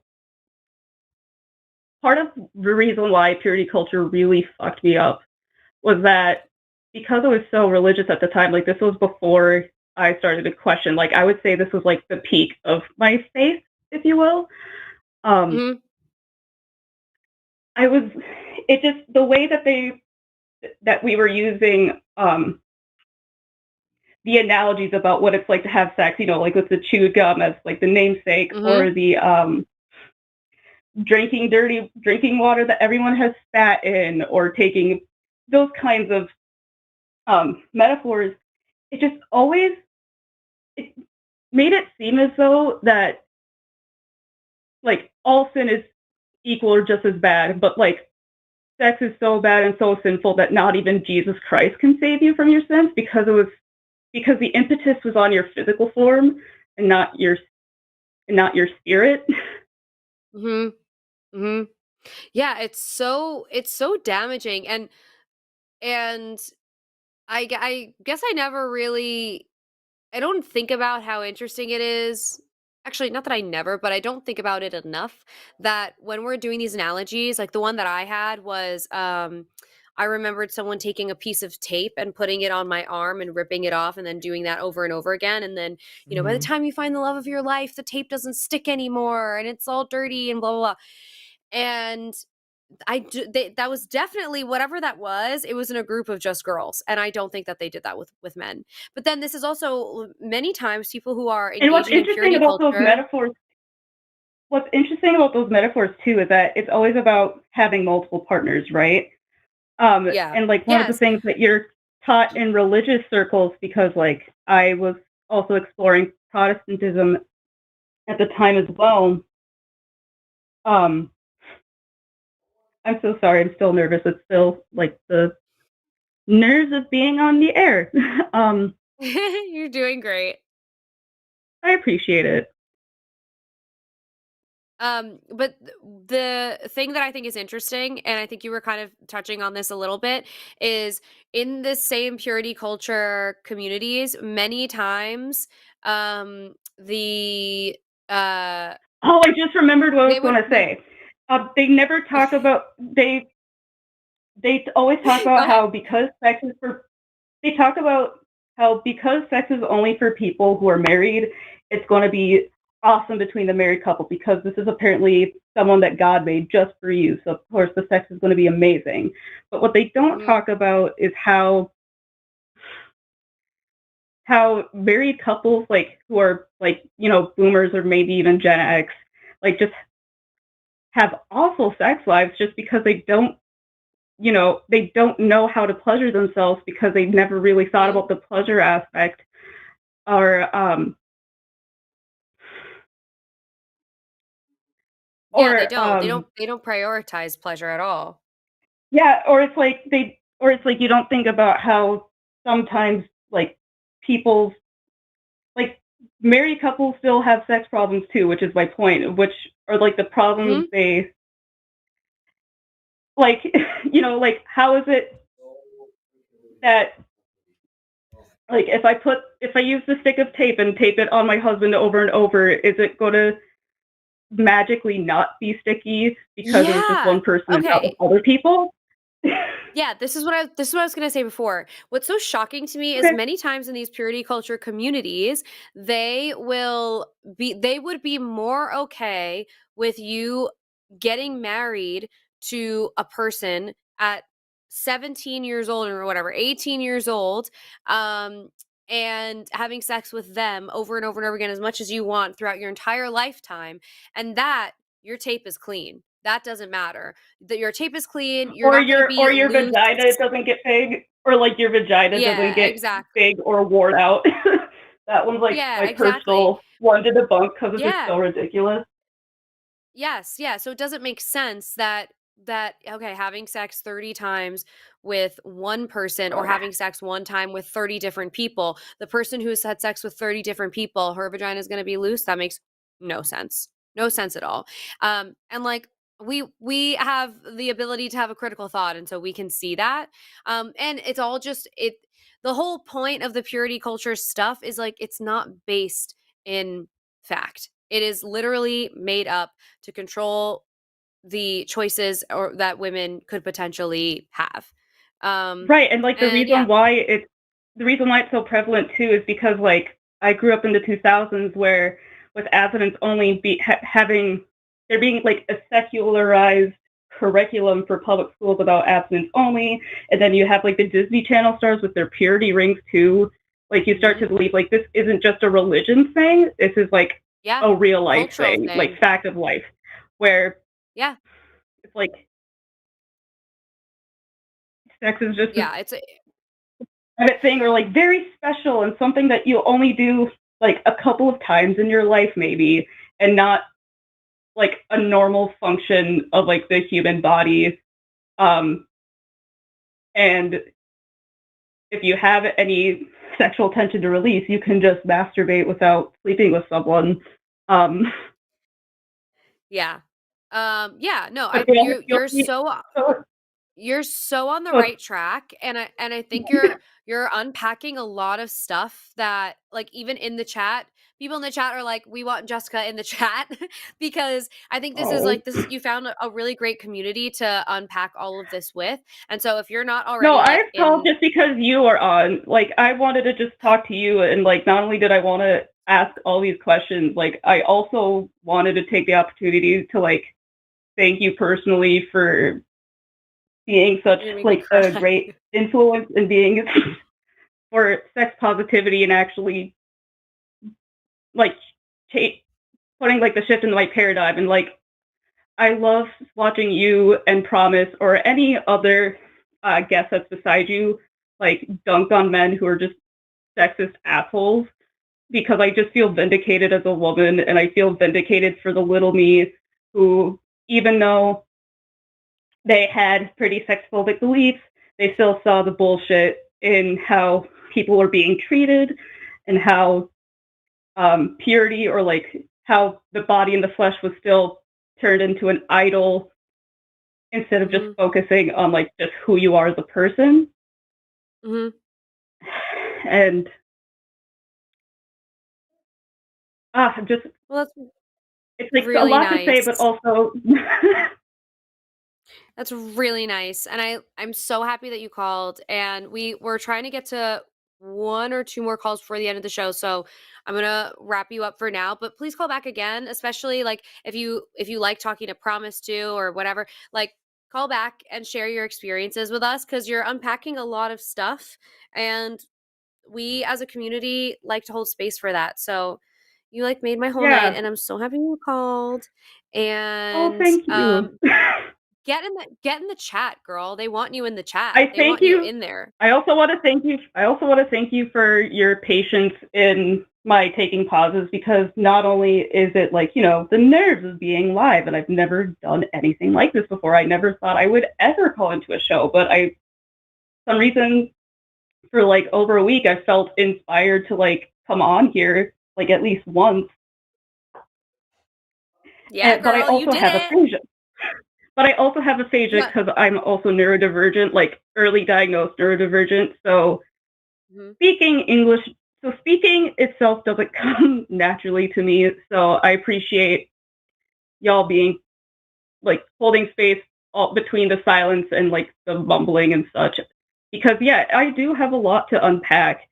And basically the reason why I picked out the topic of if you chemically bonding with one person is because that's like the one thing that's bothering me the most. Mhm. Um, Yeah. but maybe, yeah, I would love to come back on, but be like better prepared about what I want to talk about. Well, I think now you did it the one time and like everyone in the chat is like loving you and you're such a you're part of this community and one of us and so you can call back I'm not literally watching the anytime. chat. I'm not watching the Oh, chat girl. or the video or anything, so I haven't been watching. But like the fact that because I've been trying to find a community who's in the same boat as I am, especially people who are like in their mid to late 20s, who are Mhm. late sexual bloomers in their own right, like myself, or just to heal from this kind of trauma. Because there's a lot that I have had to Yeah. To unpack. not touch on. Yeah, there's Yeah. stuff that I would love to unpack on here, but stuff that I don't ever want to, or at least I'm not ready to discuss in public yet. Yeah. So And I haven't been seeing the chat, but the fact that people are like, cheering me on and such is really wonderful and it's very affirming. And yeah, I'm Yay, I'm glad so that glad. this call was successful. I'm so glad. Yeah, definitely go back and watch the look at the chat while your call is on because there's lots of good stuff in here. Also somebody had suggested if you haven't already looked into Recovering from Religion. They are a nonprofit that we just did a fundraiser for and they offer a lot of support for people who are deconstructing from similar things that you were talking about, purity culture and all that kind of stuff. Don't they also do Scrupulosity? Like they have I feel like I've been recommended this group before because of COVID, I was diagnosed with religious OCD, which is a very strange thing to suffer from as an atheist because you're kind of essentially the caricature of what Christian apologists think an atheist is like in regards to like, I know intellectually that hell isn't real or that Jesus isn't coming back. But there's still that fear in me anyway. That's really common, actually. You're definitely not alone there. No. So, but basically my question is like, do they offer they offer resources for people with OCD as well in regards to Scrupulosity? Because this is like most certainly where all the sex phobia that I'm unpacking and have trauma from comes from. So yeah, if there's any more resources you would like to recommend, like that are so niche. One of the people who founded Recovering from Religion, Daryl Ray, has actually been pretty involved in like, so the religious OCD is not in the DSM, but it is like a well Correct. established and researched thing. And Dr. Delroy has actually been like kind of involved in that. So they absolutely, I mean, one of his book is about sex and God. So like they're very much about like sex positivity, and that stuff is definitely very involved in that whole organization and all the work they do. So yeah. Oh my God! Speaking of that, the last note that I want to like leave on is I was talking about earlier how just the way I internalized sexphobia and purity culture growing up, that it just felt as though like this is so bad that not even Jesus will love you or fix you, or like you'll have to work even harder to go to heaven, when the truth is Jesus, I don't think Jesus would like how marriage and sex is taught to people either. And not only that, but just how like the shame and judgment and stigmatization of people who have had sex, even though there's no physical indication of whether or not you've had sex. And he, like, basically, if you feel like, basically, I want to say, if you feel like that glass of water that's been spat on over and over that no one wants to drink from, Jesus either has that ability to take out that spit or to say, the spit's not there, go and quench your thirst. Yeah, So, well, with Quench it. religions, yeah, quench it. And also, like, the craziest thing about people who are super religious is Jesus's like main thing was not to judge others, and then like all they do is judge others. Like that's like kind of their main thing is judging others. So it's just a whole crock of you know what, Jessica. But I appreciate yeah, you sharing so much with us. so like I when the mean, Bachelorette happened years and years ago, when she was like, "I've had sex twice and Jesus still loves me," I was like, that yeah, healed I a part remember of me and that. was definitely like to see to that journey. Yeah. I remember that. I remember that. Yeah, it's crazy. Well, thank you so much for calling, Jessica. We loved having you on, and please call back another time and check the chat for lots of resources and people who want to connect with you and create community with you. And we hope we get to talk to you soon. Have a good rest of your night. Thank you Thank you so so much. much for calling. You too as well. Good night. Good night. I like that she sang it. Good night. um okay, so what do you think, Arden? Yeah, let's take 13-3. I'm working on, yeah, let's do it. Okay, cool, let's do it. All right, we're gonna bring Brenda into the chat. Hi, Brenda. Hi. How's it going? Good. I just kind of saw the headline and I was like, let me call in. Okay, so what did you want to talk about today? I see the little note in here is you wanted to talk about how the patriarchy benefits women and children. Tell us more. Yeah, I mean, I feel like it benefits women, especially for them to have like a good husband, because I think at the end it benefits the children. And I think children benefit the most by having their biological mother and biological father in the home. And just like men and women, they're different. So emotionally, women are more emotional and men are more logical thinkers. And I think it benefits the child to have both of those. I mean, so that's why I felt like the patriarchy is a good thing. And, I do feel like a lot of, I don't know how to say it, I guess. It seems like, of course, there's bad men out there, but majority of men do care for women and the children, and they would risk their lives for the women and children, kind of like on the Titanic or, like going to war.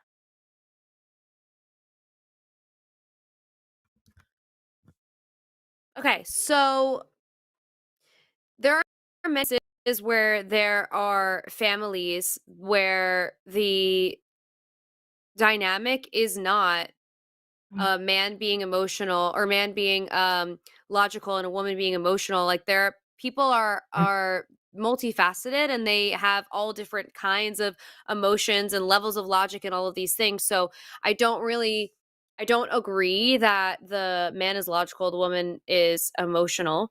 I think that varies family to family. And I think that's why it's important that people are able to make choices that are not heavily influenced by patriarchal values so they can find a balance in their family that works best for them. Yeah, my I mean, understanding yeah, is but I guess that I'm talking to. Oh, go ahead. no, I was just going to say, my understanding is that most of the research on this is that two-parent households are definitely like ideal for the outcomes for a child, but whether or not those are their biological parents, whether they're male and female, is kind of like irrelevant to the actual outcomes of the child. So I'm not sure how I mean, I would just rooted in actual I would research that disagree with is. that. I would disagree with that because I feel like there's multiple researches. I mean, the one that I looked at too, I think was a Harvard one, and I think like I mean, at the end of the day, I feel like a kid has a right to their biological mother and their biological father because it does benefit the child. Like like even I feel like there was this show that was really famous, but it's not that famous anymore. And I think it's like Long Lost Relatives. Like even a kid who was raised in a good adopted home still searched for their biological parent because there was that need of like, who am I? Like who created me? So I think like that's where I would disagree because I feel like it does benefit the child the most to understand where they come from and have that close relationship with their biological mother and their biological father. And But of that's course, not true of there's all different adopted kids. My stepbrother is adopted and he never met his biological parents and he's well loved. He's so close to yeah. my I mean, stepdad. there's going to be those situations, but I mean, the reason Long Lost Relatives was such a famous show is because most people do seek where they come from. Like most people do want to know who their parents are. But of course, there's going to be different family dynamics where the father maybe isn't that present, so the mother has to step it up. Or even there's that statistic that shows that single dads are actually better single dads than a single mom. Okay, so that's and But like the that ideal for the study, child is two parents. the ideal for a child can be two parents, but the whole problem with having a patriarchy is that Mm-hmm. having a single parent household is infinitely harder. It's harder financially, Yeah, it's harder socially, it's harder culturally because of the patriarchy and the patriarchal values that we have in this country. It is possible to grow up in a single parent home and be a well-adjusted child. It's a lot harder, but it's possible. And the purpose exactly. of trying to rid ourselves of these patriarchal values is to give people freedom of choice without the influence of feeling like they need a masculine figure to create a balanced life. Like there in reality, much of the things that we're seeing about people developing or about like sex lives or whatever is still so Mm-hmm. heavily influenced by the patriarchy that it would be almost impossible to fully separate it. But you definitely don't need biological parents. Like there are many people who are put into foster care or the adoption system because their biological Yeah. parents are not fit to be parents for whatever the reason is. Well, And so what's why the would we ideal want for the child? Like the any ideal situation for a guardian? child. The ideal situation for a child is a guardian who is Mm-hmm. emotionally available, who is responsible, who's able to financially, physically, and emotionally take care of the child, make them feel seen, make them feel heard. Mm-hmm. Um, and So you that think can be nothing anyone. biological matters? I guess what I'm It's hearing not from you is like I get it. Like there is two good parents. Like it is emotionally available parents and everything, and there's always going to be their one-off situations. But I mean, a lot of researchers show that the ideal situation, like the best situation for a child, is biological parents in their lives. I Like mean, even I'd be if it's a happy to single read mom who, if you bring a I'm study or sorry. something, I'd be happy to check it out, but that's not my understanding Um, of the research. I mean, and it's limited understanding, but even from just like a few quick Google searches, that doesn't seem to quite line up with what I'm seeing. But yeah, I mean, I'm happy well, to go yeah, because through stuff if you provide it, but I'm not just going to take your word for it. But I don't think either Alyssa or I are no, yeah. denying I mean, that you don't have like to. children Yeah, benefit you don't from have to knowing take their my word for biological it. parents, or that like of course a kid who's adopted, like it Mhm. makes perfect sense that many of them are going to want to seek out like their biological parents and learn more about where they come from. Correct. That's totally normal, but Yeah. it doesn't mean that that's like necessary for them to have a happy healthy life, right? Like if we're seeing that kids are happy and healthy in both households, then it's clearly something else that is not related to necessarily the family dynamic that is leading to those healthy outcomes, right? So I think we're trying to advocate for, let's reinforce more of those things that are like objectively leading to those positive outcomes for the kids, and not hold on to things that are sure like culturally relevant and emotionally salient to human beings, like who want to be around like our close family and stuff like that.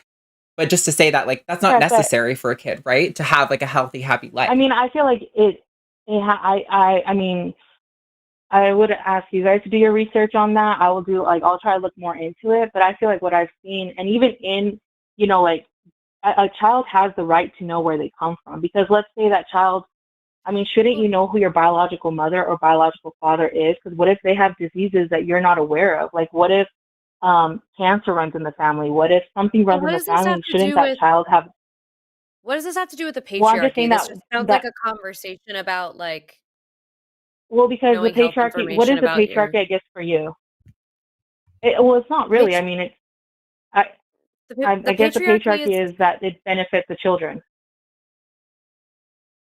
I don't think that those things are connected to biological parenting. I think there's a lot that comes in between that. The patriarchy is a system that favors men and prioritizes their needs through and through. So I don't know. I like being a biological parent or being not a biological parent. I don't really think that they're that related. Yeah, I know. Of course, I think Because I was going more into. there's also people who are surrogates, like let's say it's like to women in a marriage, they decide that they want to have a sperm donor, and like why would it matter that that person, that child knows who their father is? Like what difference does that make if they're still growing up in a two-parent household and it's two women that are raising them? Why would they need to know what their biological parent is like beyond health stuff? Like health stuff is whatever, it's medical, and usually when you go through like a sperm donor or whatever, they give you that information anyway. Yeah. But beyond that, I don't really think it matters very much. I think that's the problem that happens though, is that we end up in these situations where now kids are being created without their biological parents. And I understand like this all started because women, it was sad that when women couldn't get pregnant, and now we're in this whole new world where I think in India, I think it was banned because so many poor women will rent out their wombs for cheap, and it kind of becomes this moral issue of like, is this okay? Because, at the end of the day, like, wouldn't you agree that a child has the right to know both parents? If, Has the like, right, maybe, especially if, but that's irrelevant to whether or not that's yeah. what's best for their well-being, No, and I think or that's that important for me. or that the patriarchy is like the best system to provide for people in that way. Right. It's like It's not Well, it relevant. provides the best system for women, also and for children. I don't think that's true. If how is it possible that a system that is built to prioritize the needs of men is the best for women? Because wouldn't men like sacrifice themselves easier for women and children? They have repeatedly Like, shown wouldn't us over and over again that they don't want to do that. They don't want to protect us. We see that because they overturned Roe v. Wade. We see that because there is still a gender pay gap. Like we see it over and over again that they are not prioritizing our needs. Even something as small as like a pink tax. The fact that we pay more for exactly the same product that would be made for a man because it's being marketed to a woman. Does that sound like a system that is working well for us?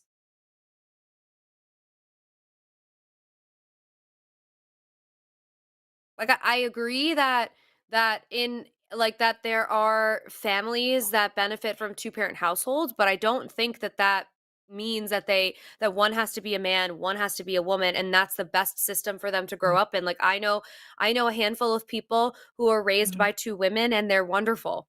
And honestly, yeah, I more mean they're emotionally adjusted than most people I know. I think, I mean, and this is anecdotal, but like I remember recently, I had a dinner with a bunch of girls, and I don't know how this came up, and it was kind of a half joke. And I asked who their problem parent was, 'cause everyone has one, and and many times it is our dads. Like our relationships with our dads are hard because the patriarchy affects everyone. It's my dad too. yeah, I It mean I affects think that everyone. Yeah, and the thing is that it's not just all about men, but women also complement men. Like men and women working together make a good fit. Like, it's like I said, like, and the only reason, Sometimes. about the children, I just feel like, I don't know, maybe I think that's something that I feel like is just natural, like, that kids deserve, like you guys even said that, sure, like they deserve the right to know where they come from, but like even with Roe versus Wade, Victoria Woodhull, who was like one of the first women to run for president, she was very big on abortion, and it never went through until men started allowing for abortion to be legal. Like, But so it's right, kind of but like that's even we have to because wait. we have a patriarchal system where women didn't have rights and they had to be granted by appealing to the patriarchal system, right? Like, if we didn't have patriarchy, women wouldn't have had to plead with men to get the right to have to men do it. abortion. But that's the thing, is that men are trying to also protect women and children by saying abortion is not healthy for us. The ones But that's that push for factually not abortion, true. It's not true. And at the end, you're ending a life. Yeah, but you're ending a life that you didn't want. If you are holding if you are the person Mhm. who's going to be responsible for growing this life and you Yeah. don't want it, then it is your right as a human being to not participate in that. And it's also So earlier who in gave this us that show right? No Yeah. one. gave us No the one's right been to do what? demonstrated to have given us that. Right. You're, Well, Roe It's versus also Wade passed, so we were able to have abortions, oh my bad. I thought you for a were very long time. trying to do some appeal to like God ordained right. So that's my bad. Oh no.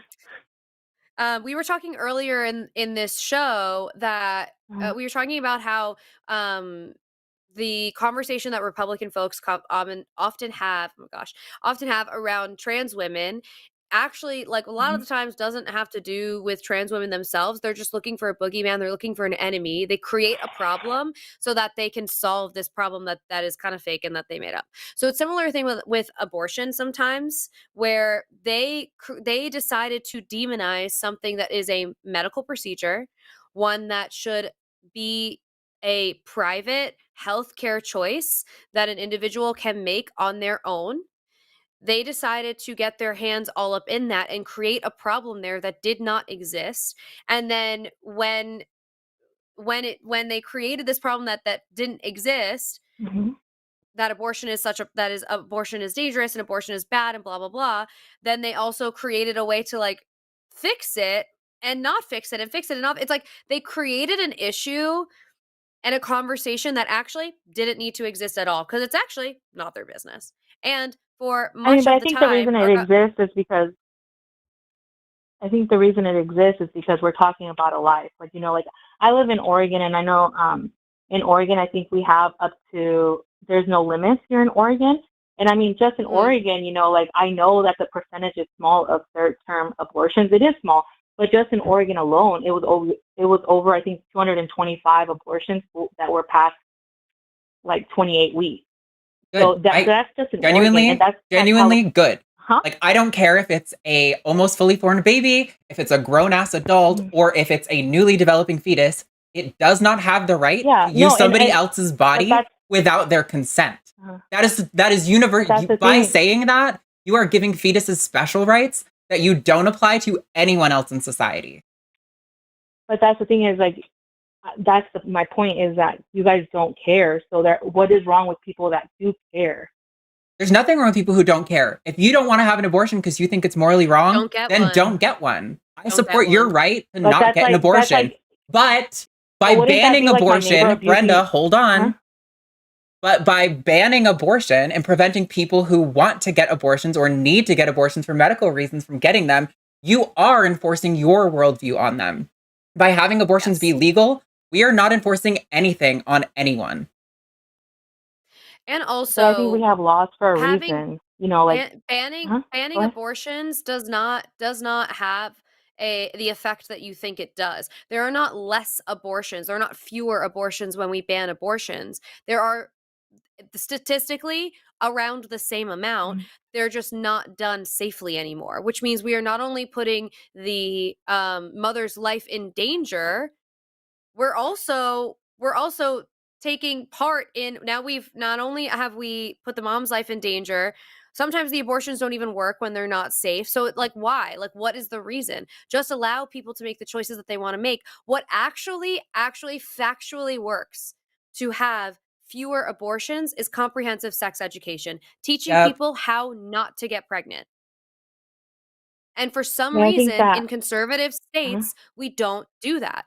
In conservative states, over and over again, we see abstinence-only education. And over again, we see high rates of teenage pregnancy. We see high rates of STIs. And then these people are basically put in a situation where they're given no information. Then they get pregnant, and then they're not allowed to have an abortion. You've trapped these women or these people, these birthing people, you've trapped them in a situation where they're going to have to, it's forced birth.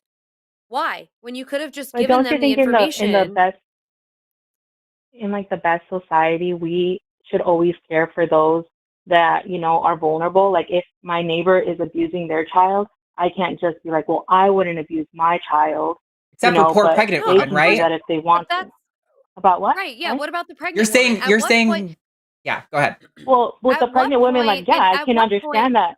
Oh, But at what What? point in this whole in the course of a person's pregnancy does the importance of the life that is being saved go from the pregnant person to the baby? At what point in that entire like Well, because timeline? Because that's what we're even doing. in late term abortion, like the baby does feel pain. So should we not care for that child that's Late-term feeling pain? abortions, Or is it late-term out of abortions sight, are out of mind? late-term abortions are like I think it's 99% of the late term, actually not even 99. I'm fairly certain 100% of the late-term abortions that happen are out of a medical necessity. The baby would not survive if it were attempted to be born.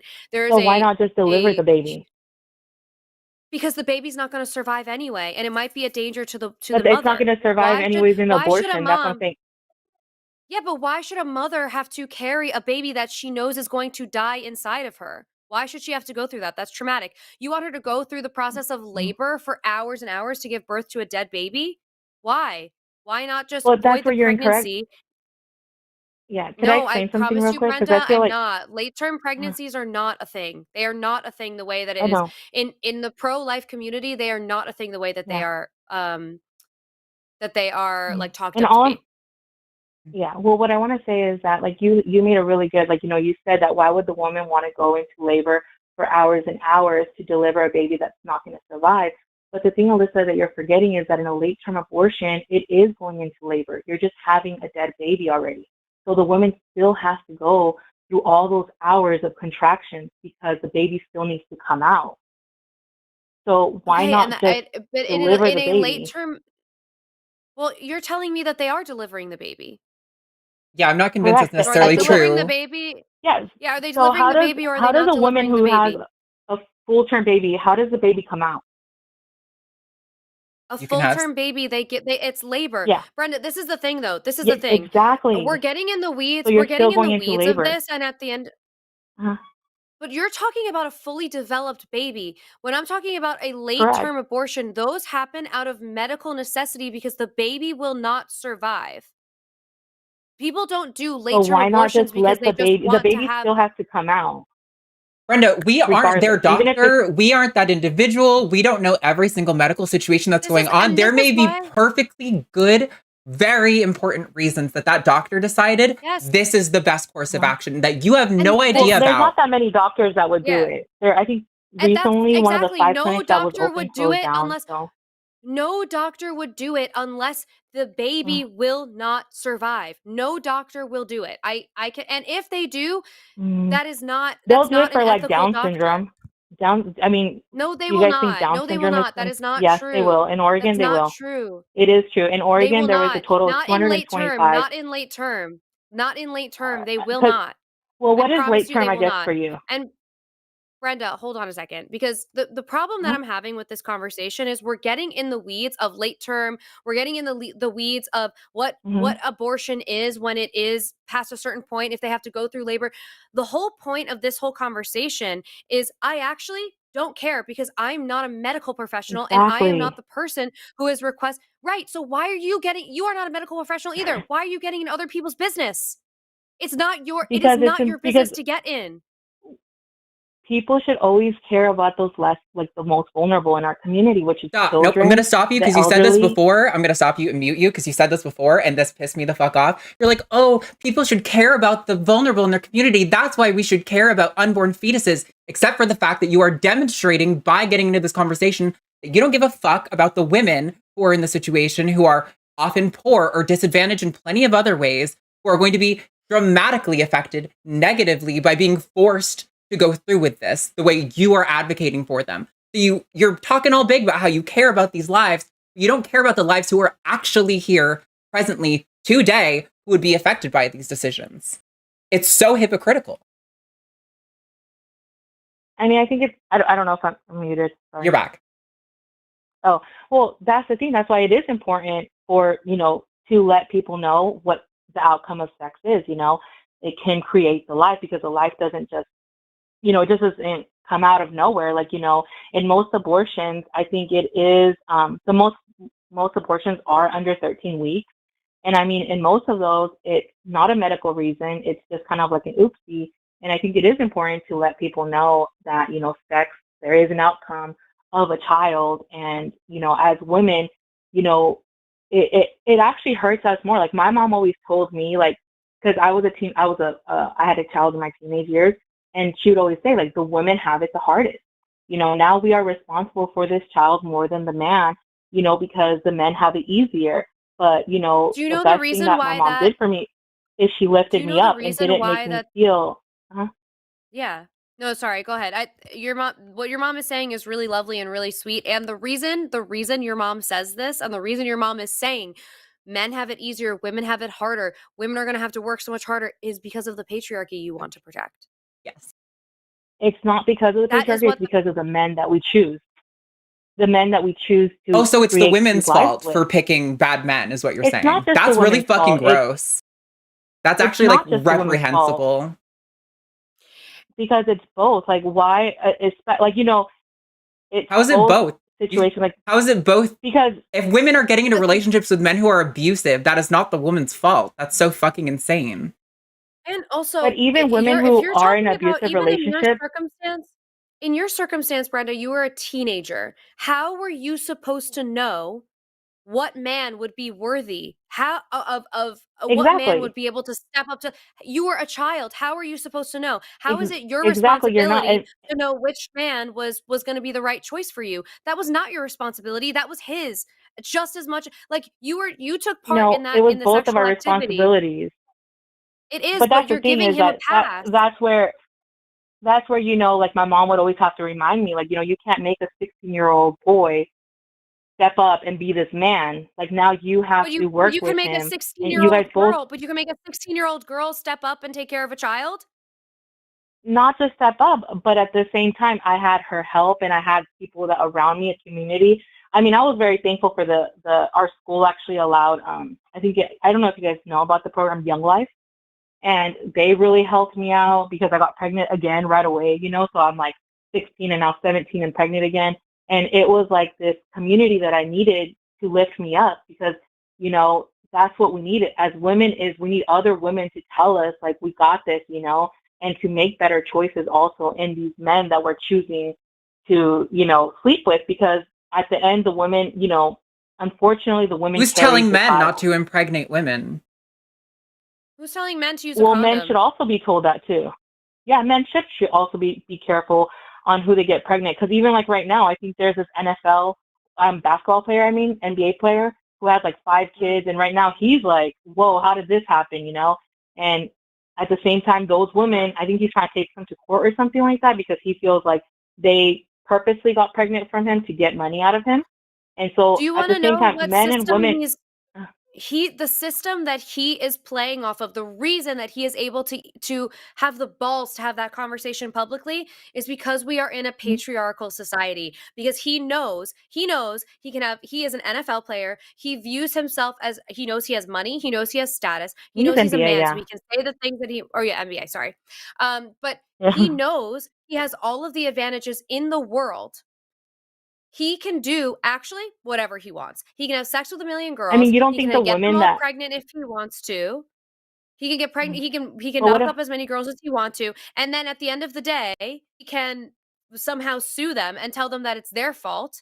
Like it wasn't well, no, because the he's not gonna. sperm that came I from don't. his I think at the. penis unprotected Mhm. to get these women pregnant.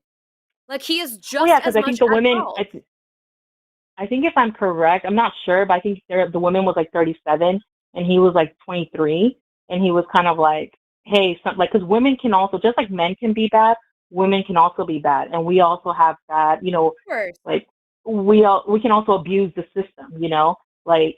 Of course. But at the end, I feel like men and women, we both have roles, and if we work together, it's like a company. They need everyone to work together, and I feel like in the end, But patriarchy the isn't kids. men and women working together.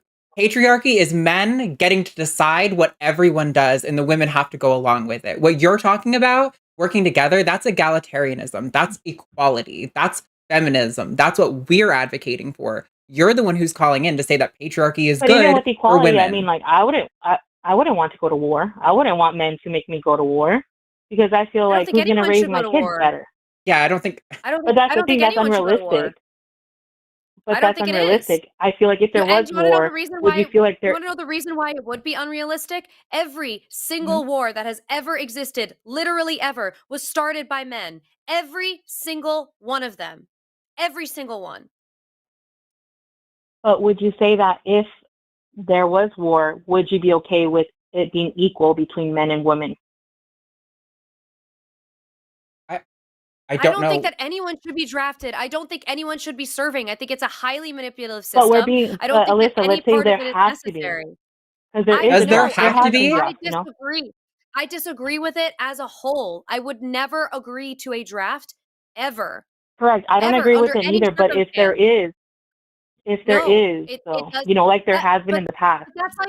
that's like saying if we had to all volunteer, which of us were going to volunteer to euthanasia. It's like I don't think that's right. So I can't take that hypothetical seriously because I don't agree that a It's not a draft should even hypothetical though, happen. because there has been a draft.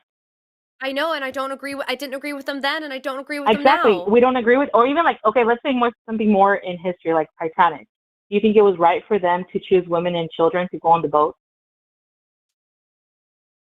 Or I you don't think it should have know. been equal? I don't know. I don't even know what that question is. I like, or what it's supposed Yeah, to Well, I don't elucidate. know. it's because you said it's all about being equal, and I just feel like in a I patriarch think system, that's men still need women also to, help them out. It's kind of like we're working together. But in the, yeah. I But feel like I don't know. It is that men, if we're all working are the together, leaders. though, but men. It's so funny. I was just thinking about this earlier today that men talk about how they have great leadership skills. I have seen over and over and over again, Mhm. the men around me have no idea what their child's doctor is, have no idea what Yeah, some of their I agree extended with that. relatives. Do you know how many times I've seen the women in my family tell other men the names of their family their family members, their extended family members? They run through that all Yeah. of that in the car. They have many times men go to work, they come home, that's their Mhm. role. How is that being a leader? I'm confused. Women do infinitely more labor and Well, are I mean, severely underpaid. So I'm hard pressed to find a time where a man actually is an effective leader more so than a woman, because a woman traditionally in a traditional Mhm. home is the one who is raising an entire generation. Women raise generations, not men. Women raise the children. together we raise a good, together we do raise, the next But generation. But like even how you said, like men do in forget, a like. traditional home, Mhm. in a traditional home, who is the caretaker of the children? In a traditional, I would say the women. So that's why the woman is more aware of birthday parties, doctors, like what's going on and all that. And even scientifically, I don't know if I have read this before, but I think even scientifically, women, something about both sides of their lobe and retain information better than men. And men naturally, only one side of their lobe retains information. So like just scientifically, women do hold more information easier, like for them, remembering a kid's birthday party, Mother's Day, all of that comes easier to women than it does to men. That's why I So feel then like why do you if think we that go back, why do you think that they're good leaders? I because we're haven't seen that study, so emotional. I don't I know. mean, you wouldn't even, because I think we You don't as think men women are we're emotional? Even Have you ever seen a man punch a hole in the wall when he gets angry? Men are so fucking emotional, even uncontrollably emotional. It, are you consider talking that about most anger. majority of men are like Yes, that, or are we consider saying that that there is anger good men also? consider that anger is an emotion, and Mhm. then Yeah, really I'll, rethink if you think that women are more mhm, emotional than men.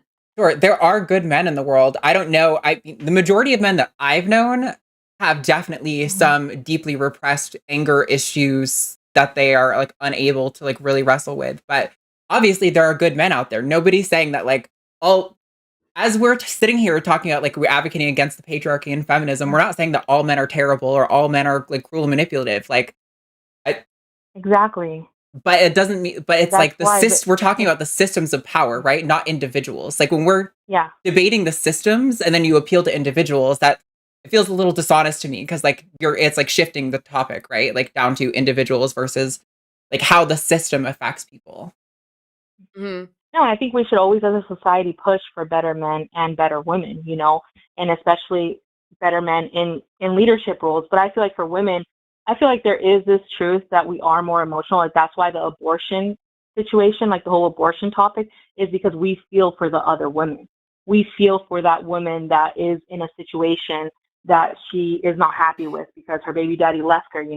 Like we're in that situation. Women are more emotional. I think even with Planned Parenthood, I think there was like saying that when girls go in there with their partner, and if their partner says, don't do it, I'll take care of you, the woman's emotions change right away, and she is emotionally happy, and she's like, thank you for, thank you for saying we got this.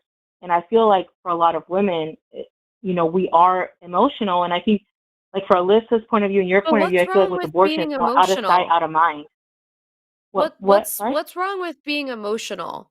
Because you can be It's not, nothing's emotional wrong, but that's what I'm saying, that's why we work well make with men. like That's why we balanced could. decisions. Like Yeah, you no, can be it's fine. emotional and empathetic, and I think it makes you a better leader.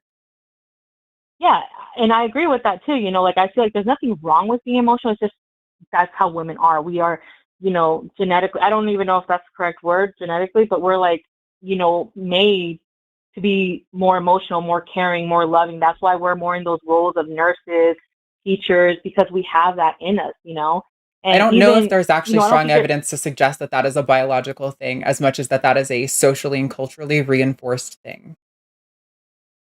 Well, I feel like for not just now in the new century, but even in the past, haven't women always been that nurturer for children?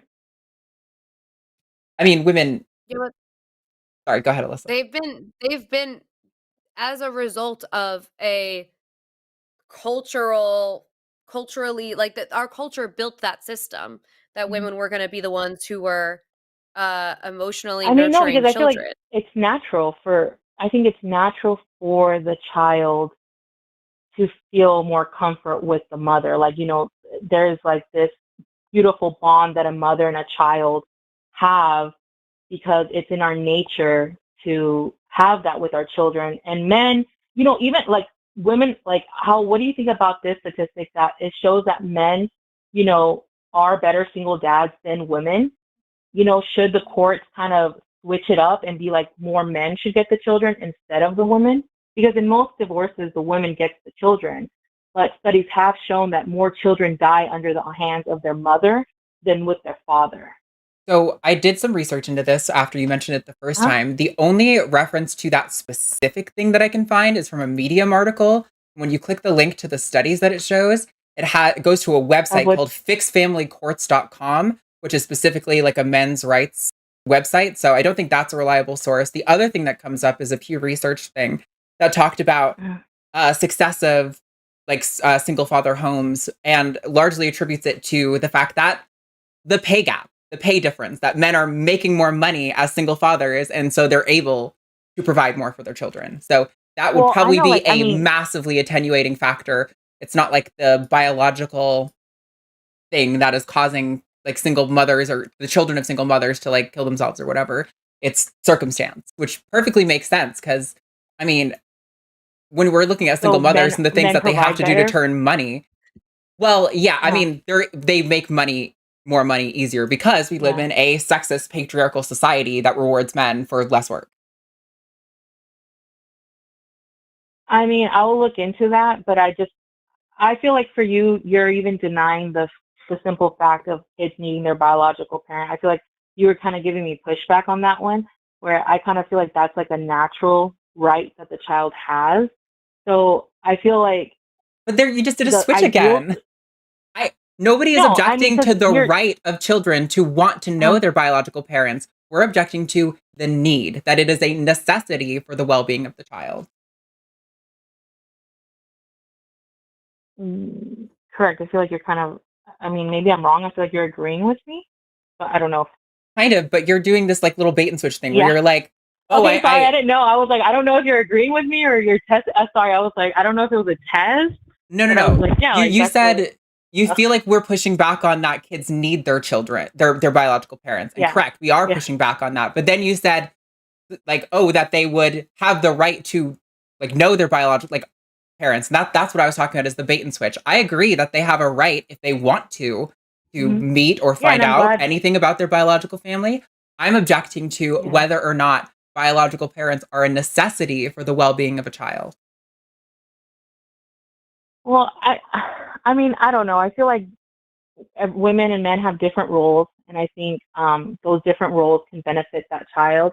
I feel like I'm more like how how Alyssa said, my husband forgets a lot of things, and I'm more like, oh, this, but then he also gives me the ability to provide for me so I can take care of my kids. And not everyone has that benefit, like how, because I've called in the past, and like I've mentioned, like I grew up in foster care and like I didn't get that benefit, but I saw that there is something beautiful when two parents work together and raise their kids together, and even me in foster care, they would talk to us.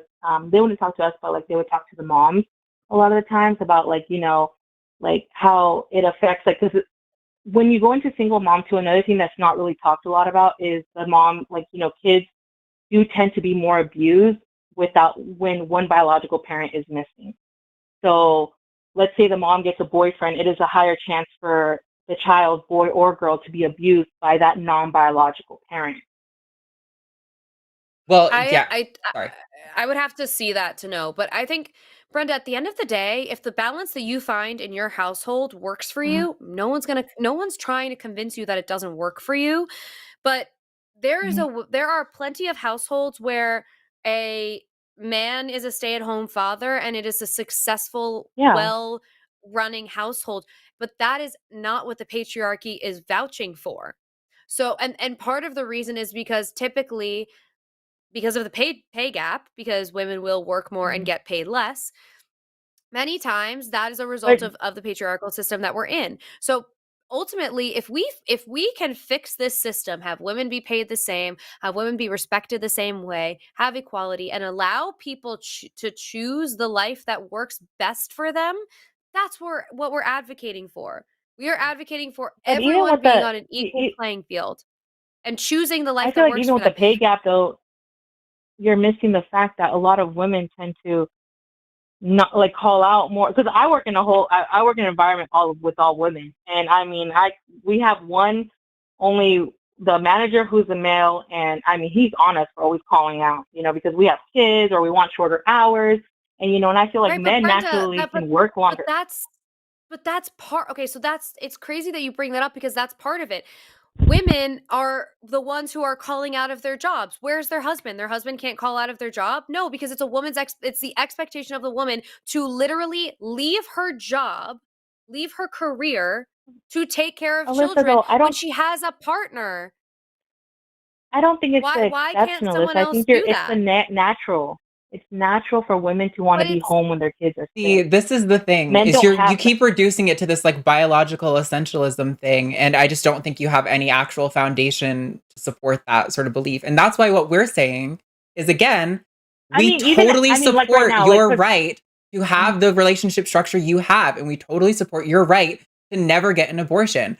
We're just saying but you even we want said a societal like structure that doesn't mhm. force women into those things. That's all that we're advocating for.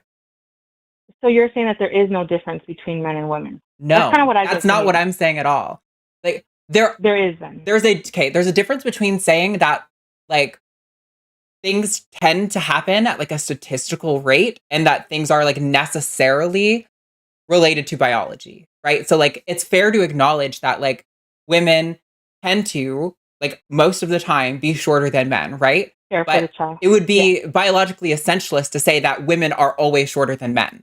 So I'm saying that sure, do we acknowledge that like women have like different styles of interaction with people? Like absolutely, but I don't think you can say that it is necessarily because of being a woman or because of their biology that that is the case. Well, I mean, I just did like a quick Google, like, the difference between exists between men and women. And I mean, I would have to go into it, but just that says, yes, that there's difference between men and women with Statistically, biological and psychological yes. aspects. But it's again, So I feel like this is actually a logical fallacy. This is like a formal logical fallacy. It's often referred to as like the ecological fallacy or like the fallacy of division, where it's saying that something that is true of a population, like something that tends to happen statistically in populations, is necessarily always true of the individuals within those populations. It's just not true. Like, yes, we can look I at guess that where I'm biological men and women have different things on average at trends. Nobody's denying that. Like, that is just obviously true. But it's the problem that I have is when we start to say that it is necessarily true, right? We essentialize those trends down and suggest that all women have to like conform to those things. I mean, there's just some. I mean, I guess there's just some things that are. I feel like we have to at the end, like, always, acknowledge the truth. And I feel like there is a truth between, like how Alyssa was saying, like it's not an exception. Like it's not like the mom has to go take care of the child or the man wouldn't if the woman asked. It's just that it's our nature to care for our sick child and to want to be home with them. We have I think something we're inside us. socialized. We're socialized to feel that way. Not every So woman are you denying then, might Alyssa, feel that nature, that nature that women have inside of them? Do you feel like it's a lie? I don't think that if someone feels called to do those things, they are welcome and encouraged to do whatever they feel comfortable with. But I think that we are also, this is what I was saying before about when we have these conversations, we're looking at people who have lived their entire life in a patriarchal system. So they have been socialized to believe that it is a natural biological thing that a woman is going to be the one who takes care of her children, so much so that she leaves her job. Her job is not a priority as much as the man's is to take care of a child.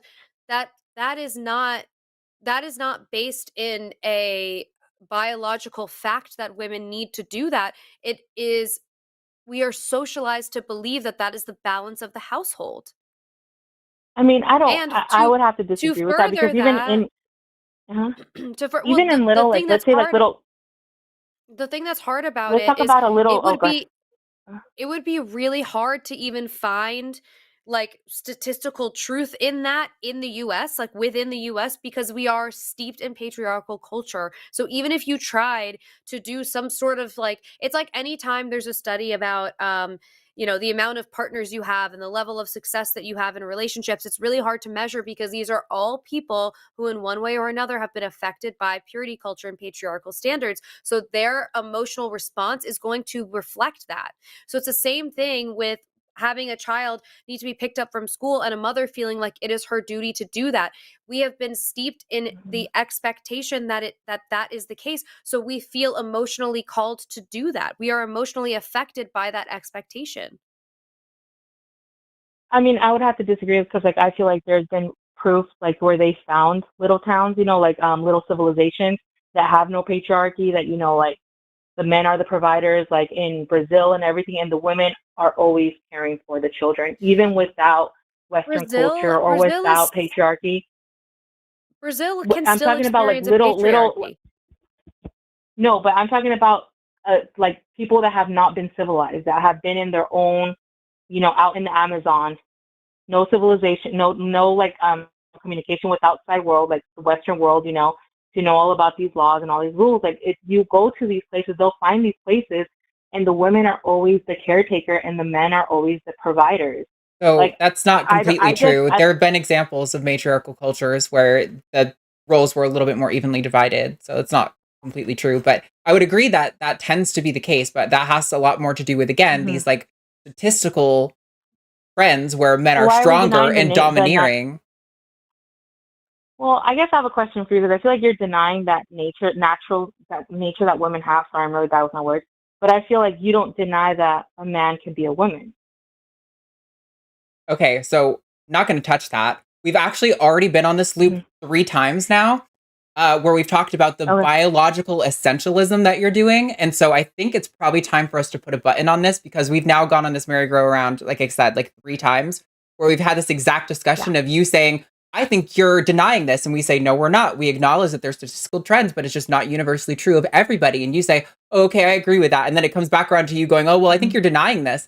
We've done it 3 times. So let's put a button on it. And no, yeah, it was say nice goodnight. talking to you guys. All right, Cool. Good night, guys. Thanks, Bye. Brenda. Good Bye, night. Brenda. Welcome. Bye. Oof. Oh my God. Good Lord. I will say, for what it's worth, very chill caller. Like disagreeing with everything, didn't raise her voice once. And coming from an emotional woman, per her definition.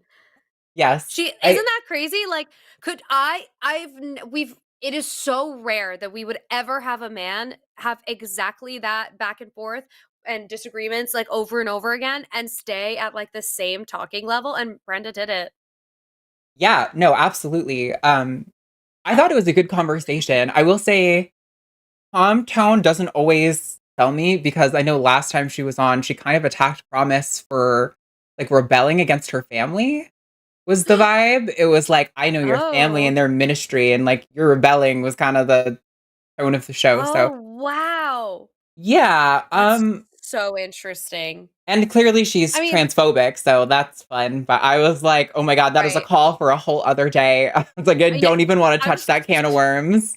I'm so glad you were like, we're going to put a button on this. And honestly, when I listen to calls like, someone's monkey a typewriter, Will, he said Brenda was awful in a very pleasant way. Yeah. That's exactly it. But I kind of like, I feel bad for Brenda because I feel like, I mean, she had kids young, and I think that she was put in a situation where she really believes that this is what is keeping her safe and what's giving her the best future, and like her scope for what is possible for her in her life and like what she could actually achieve feels like it is way than it could be.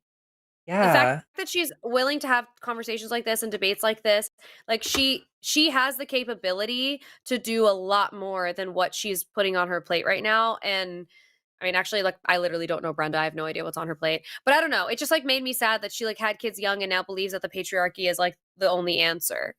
We know that's not true, and there's so much for her that's out there. And I don't know.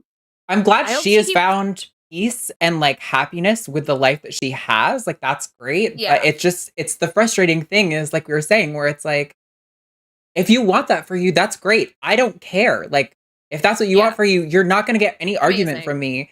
But like, it's when you try to say that that is what's good for women, like writ large, like that's the problem. Because it's like, you don't get to decide that for other people. Yeah. Even if like 90% of women agreed with her, which I don't think they do at all in America today, at least, like it still wouldn't be justification for forcing people. It's not.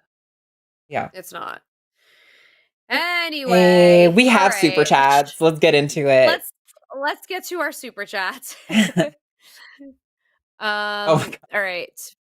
$5 from Silly Spaghetti. Wait, so you rather choose the duck-sized horses or the horse-sized duck? I need to know. Listen, ducks are scary. I don't want to fuck with any horse-sized duck. Yeah, I would say duck-sized horses for sure. Yeah, ducks are way scarier than horses, in my opinion. I would definitely just kick those fuckers, like a soccer ball. That's a fight I can win.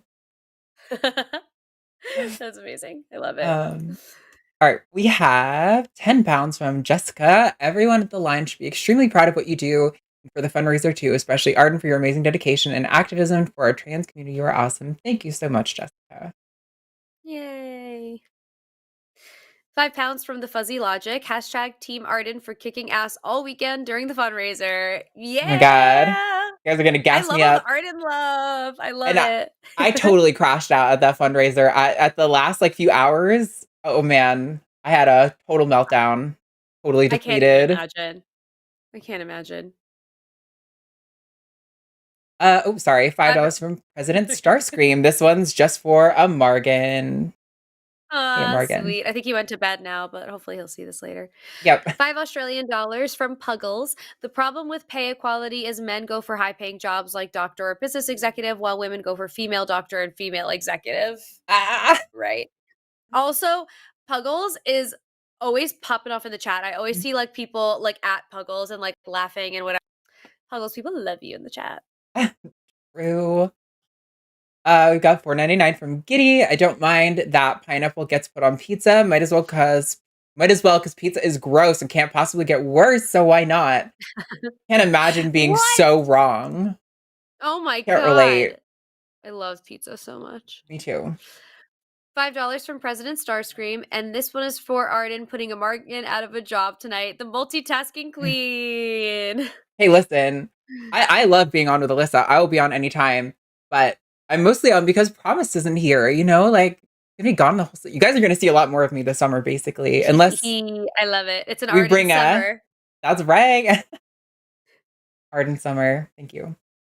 $5 from Aaliyah Shauna Silverbow. I dreamed I saw a color I never saw before, but it turns out it was just a pigment of my imagination. Very good. Very good. I love it. $5 from DaCosta. It does suck when my brain wakes up before my body. My breathing is so shallow that I panic just a little. Yeah, that shit scares me so much. If I ever have a what's it called?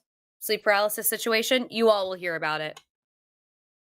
Yeah, I've never had it, which is crazy because I have vivid nightmares when I'm not chronically using marijuana. I have vivid nightmares every night. It's terrible, but I never get sleep paralysis. So I don't know what that is. Oh my God. Hopefully you never do. $5 from Bobby Keniston. Chris is right. I have evil dreams with a guy in a hat with a glove with finger knives and a striped sweater. Many people see this figure on Elm Street. Nice. Oh my gosh. $5 from MOE or Mo, I don't know. Chris has privilege, I guess, because they can call in while driving without a pronoun. Driving without a pronoun is funny. Was he driving? I saw after the fact that Morgan said that he thought he was driving. I couldn't really tell. I didn't think it was as obvious as other times, so I guess. I didn't think about it, honestly, but. Nope, me either. I hope he got where he was going safely. Yeah, I don't have a problem with. It's hard because I feel if you have a headset, it's really not that big a deal. But we are asking you to debate and engage in an honest conversation where you're present with us, and so it's not really conducive to anything good. Yeah, probably dangerous too. Yeah. $5 from Melatonin Ale. Hey Ale, I just realized that I haven't been a sleep paralysis demon since I stopped believing while still having episodes. Oh, interesting. Wow. That is so interesting. Yeah, I'd be curious how much that kind of worldview overlaps with seeing them. Well, I would be curious about that too, because even from I love horror movies, but for a really long time, any horror movies where there was possession involved would really freak me out. But when I started to really really embrace not believing any longer and really letting it go, the more I stepped away from religion, the less scary those became. And now I can watch those movies and literally go to sleep right after, and it doesn't bother me at all. So I don't know. That's so interesting because I obviously don't believe, but I still I can't hit it's it ignites my whole nervous system. I feel I can't relax after. It's just. Well, they're meant to be scared. It's doing the thing it's meant to do, Yeah. I saw The Exorcism of Emily Rose in the 5th grade, and I will never, ever, ever unhear the way that I can't remember the name of the actress, but like the girl who plays Emily Rose, I will never unhear the way she counts to 6. Oh my Oh god, God, that fucked me up for so long. It was so horrible. terrifying. $10 from SJL. When I was a kid, I woke up and was paralyzed. The fact that nobody was concerned and my mother later denied it tells me it was a dream. Really weird was even I wasn't concerned. I feel like I'm either misreading that or is mistyped. I can't tell. Dreams are weird, but dreams are weird. I will agree. Yeah, it's really hard to make an argument when you're appealing to like the delusions you have in sleep. Yeah, exactly. 10 alleged Canadian dollars from Untitled Final V2. This version hashtag Team Ben 17. We are really we're beating this inside joke to death. I mean, it is that horse died like a year ago and we're still smacking it. $9.99 from 700 Bees in Human Suit. My experience of sleep paralysis was a woman who appeared to have been drowned and was standing in my closet. Nor Smith describes an old hag who is on your chest. Yeah, like that. That's what I'm saying. Like, you can't say that everyone has the same sleep paralysis demon. It's like, that sounds like the ring lady. Yeah. I think I had heard of this one before I had heard of the Hat Man. I've never heard of the Hat Man until today. I've heard of the like scraggly hag and like a little demon man I've heard of, but not the Hat Man. Oh, I actually, if anyone is a fan of Mike Flanagan movies and shows, I was talking about the Hill House character who it has the hat and everything, but then he did another series called Bly Manor, and there is a woman who I mean, there's like a long story with it, but who has drowned, who like walks around the house and also stands in the closet. So there has to be some sort of theme there. He's doesn't really do things by accident. So there has to be some sort of theme there. And now I will be going on a spiral of that later today. $20 from Duffelbag 410 at Alice, the Polysecure Path, Margaret J. Wills, 1473 at Thrift Books. Oh, nice. I love book recommendations. I also love like Esther Perel's sex books. I really loved, like, not even related to polyamory, just like sex stuff in general and like losing sex shame. Yeah. She talks a lot about the way that we view monogamy in, which one is it? I can't remember which book it is, but there's one of her books where she does talk a lot about monogamy and how like monogamy is the final frontier for humans. We've historically not done monogamy very well. So I think it's still related. And also Thrift Books is the best. If you've never shopped on Thrift Books, you can get books for like dollars, like literally like $4, $3, whatever. It's great. $5 from Cosmic Dylan. Newsflash to me that Arden and Matt are together. What a power duo. Cute. Thank you. Power duo. $5 Canadian from Quantum Chaos, or as Josie likes to say, Quantos Nachos. We love a little dyslexia. Hi, Alyssa. I'm a bit late to the party, but my sleep paralysis demon is a big snake because nope ropes are spooky, and that's where my brain goes to. Nope ropes aren't spooky. My citrine is in this little cage right here, and she is such a sweet little baby. Nope ropes is really funny. You have a house full of nope ropes. So many. $10 from Storm Chaser Noah. How do I respond to MAGAs pointing at John Money and his not so good track record when trying to educate them about the difference between gender and sex? I'd call TACIS, but I work when you guys are on. So John Money, I think, is not like a good case of practicing gender medicine well. I think what he did was like wildly unethical and absolutely should be looked back on as a massive mistake in society. And also, I don't think that his work really is about elucidating the difference between gender and sex.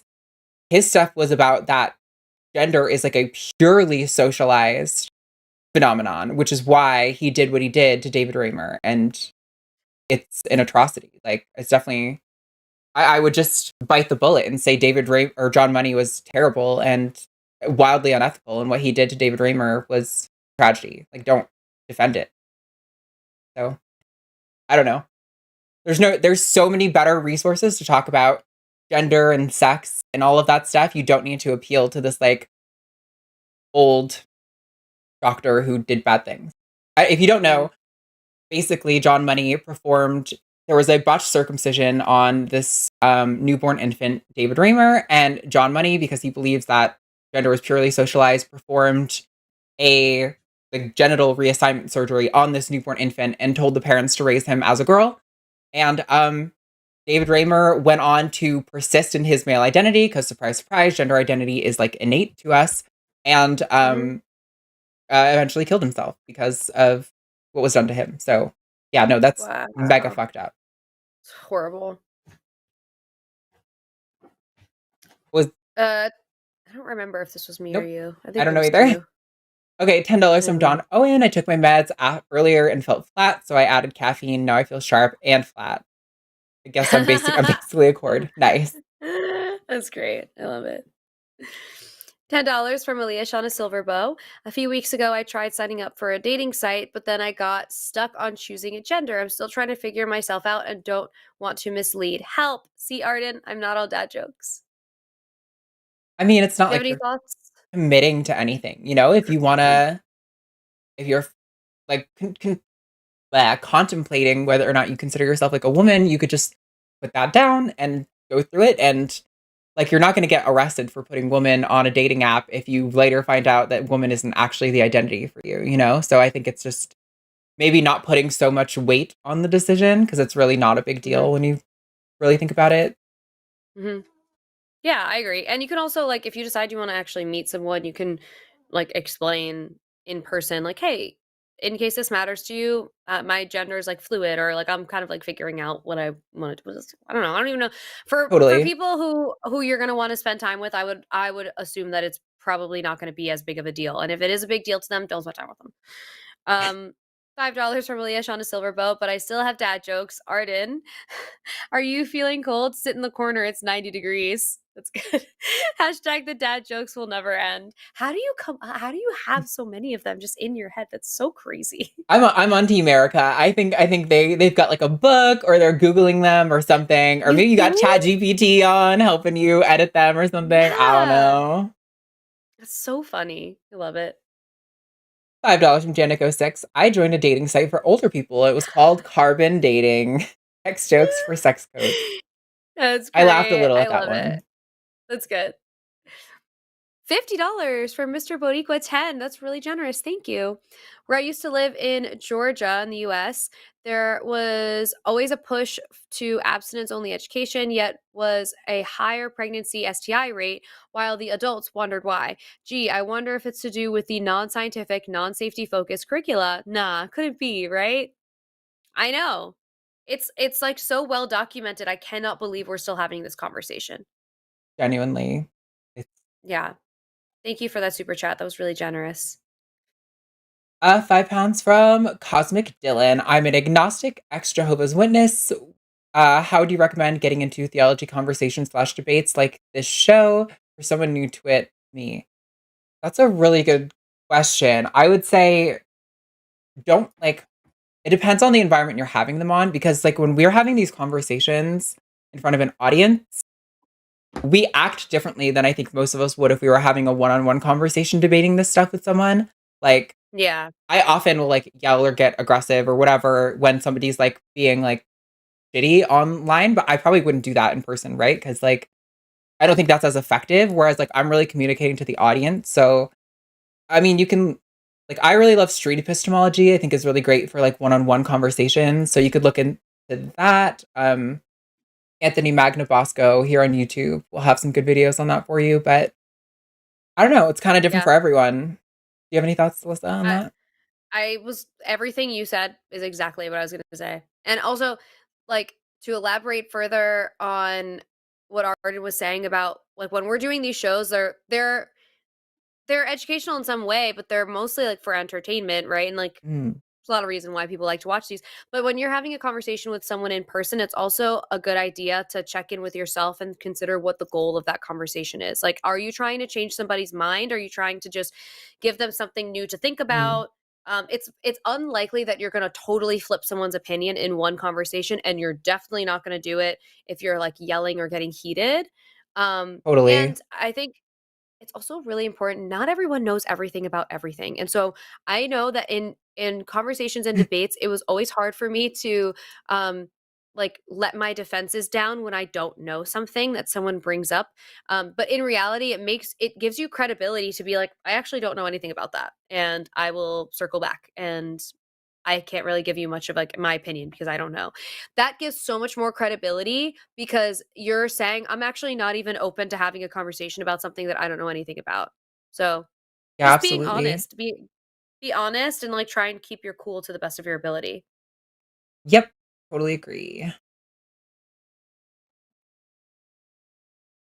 $10 from Riff. Need advice. Is there any way to figure out if you're gender fluid or trans? Not sure if not knowing is due to the religious trauma or uncertainty, but it feels all jumbled up. Yeah, similar advice as I gave to Ilyashana. I think we get this question a lot on TACIS, like, how do I know I'm trans kind of thing. And I always feel like it's really a mistake to put this emphasis on like, how do I know for sure that I'm trans? Or how do I know for sure that I'm a woman? Or how do I know for sure, whatever, you know what I mean? Like, it's much better to kind of take stock of like, okay, why am I feeling this way? Is it like, do I have like some gender dysphoria around like facial hair or something, right? Like, because regardless if you're actually trans or not, if you're like assigned male and you're growing facial hair and that's causing you dysphoria, regardless if you're actually trans, you can go get like laser hair removal if you can afford it, obviously. Like, it doesn't matter, right? Even if you end up being a man who got laser hair removal, who cares? Like, that's just was what was good for you. So I think it's better to kind of like try to not think about the really high pressure questions that feel like, ooh, how do I know if I'm like really this thing? And to think about like what you actually need to feel better. And I think kind of as you make those decisions, you'll start to get more of that information. Cause like I know for me, as I started to take those transition steps, that was kind of what helped me take those first steps. After every single one, I was feeling so much better about myself and in my skin. It was like, oh, okay, this is really obvious now. Like now that I've done those things and I feel so much better, it's like really clear to me what my path is. And I think that can just help find out rather than trying to be like, am I ontologically a woman? Like, that's such a stupid question you'll never be able to answer, you know? That's great advice. Wait, is this one? Oh, that's right. You read the last one. 10, Canadian from D20. Why did God use stone tablets to declare the laws he wants humanity to follow? If I were a god, there would be a huge pink neon scrolling text on the moon 24/7 telling humanity what they should do. Yeah, that is I agree. totally. Oh, that's amazing. $5 from DaCosta. Teacher wanted us to chew Doritos and spit into a cup and pass it to a boy. Ugh. Problem is, I hate Doritos. Ugh. Not a fan of sex either. It's messy. Oh my god, the Doritos thing that's horrible. That is awful. I mean, Gross. Jesus Christ. Guys, we have so many super chats Truly. tonight. We're on like 3 Really? pages. We're on the first page now, but we're like 3 pages, so there's like about 20 left to go. Oh my god. No. $5 from Joshua Everett. There should be a show where the hosts and topic prompts are chosen from a hat to get the hosts to mix more together and find some new dream duos. Oh yeah, I mean, we've got some ideas for different ways to mix things up that we're working on building, but guys, it takes a The only lot. thing that would be hard, yeah, and the only thing that would be hard about that is that like a lot of us have specific lanes that we are like experts in. So Yeah. like if you were to give Promise a question on like sexuality, like when we do chewed gum, like the reason why our dynamic works, and even like with Arden and myself, is because we each specialize in our own things.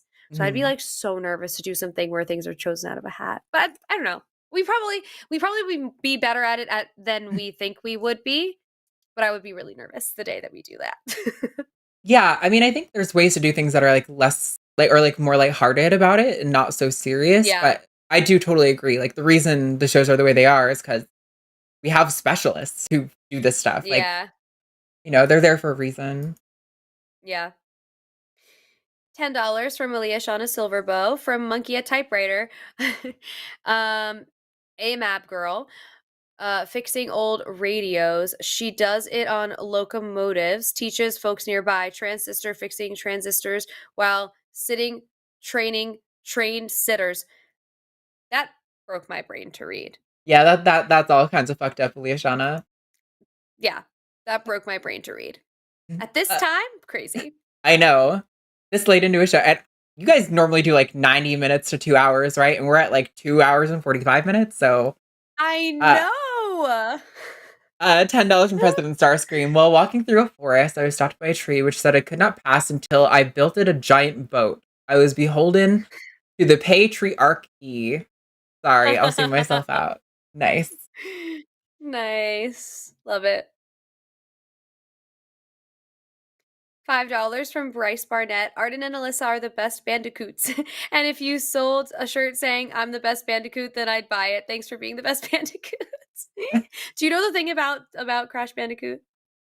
Is that like an inside joke? I know about Crash Bandicoot, but it feels like there's a We joke were here. talking.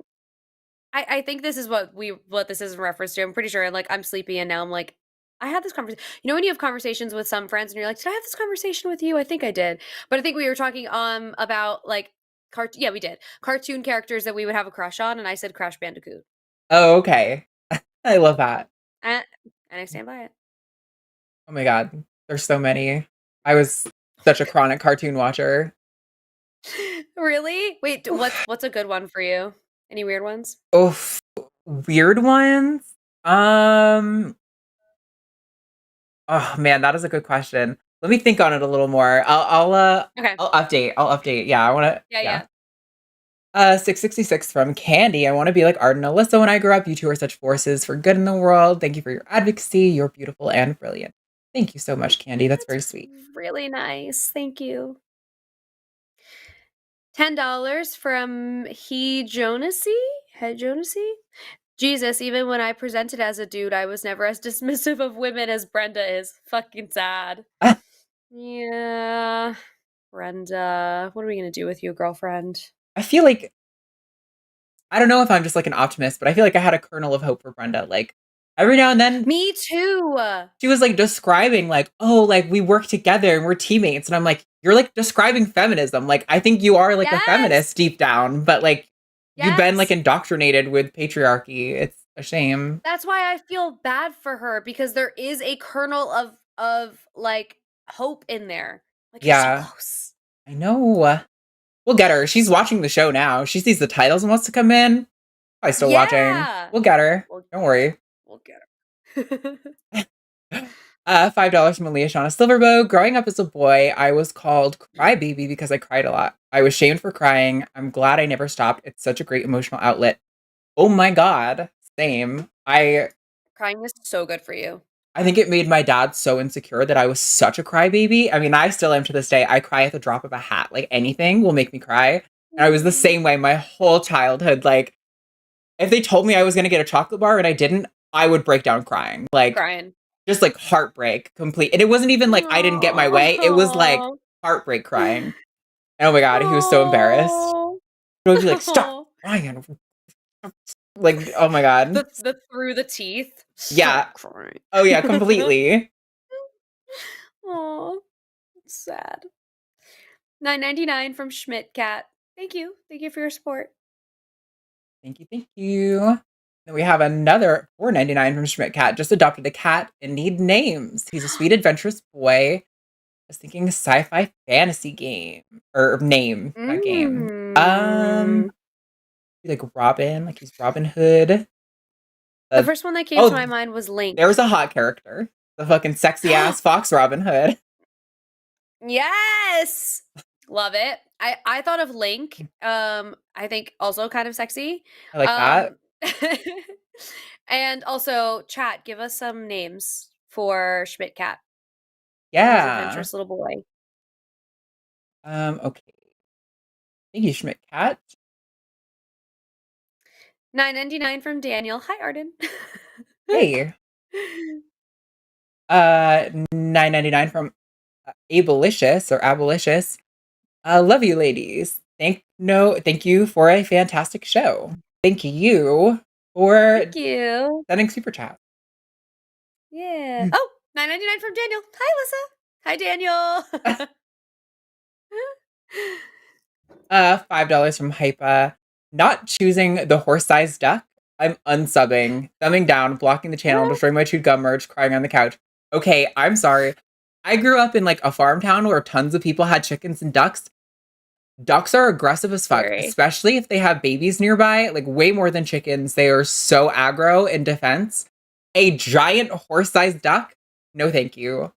I'm good. Yeah, I'm good on that too. I'm so sorry. 5 pounds from Ian Roche. Update. I went to the local ACE meetup on Saturday. Oh my God, yay. Was fun. We'll go again and maybe meet up for Pride. Took my dog Barney for emotional support. Yay. I'm so glad. Thank you for updating us. Ian told us last week that he was going to go. So I'm so happy that you went. And I'm so glad you had a good time. Yay. Nice. And we have $5 from Don Owens at Arden Hart. Thank ganja for sleep.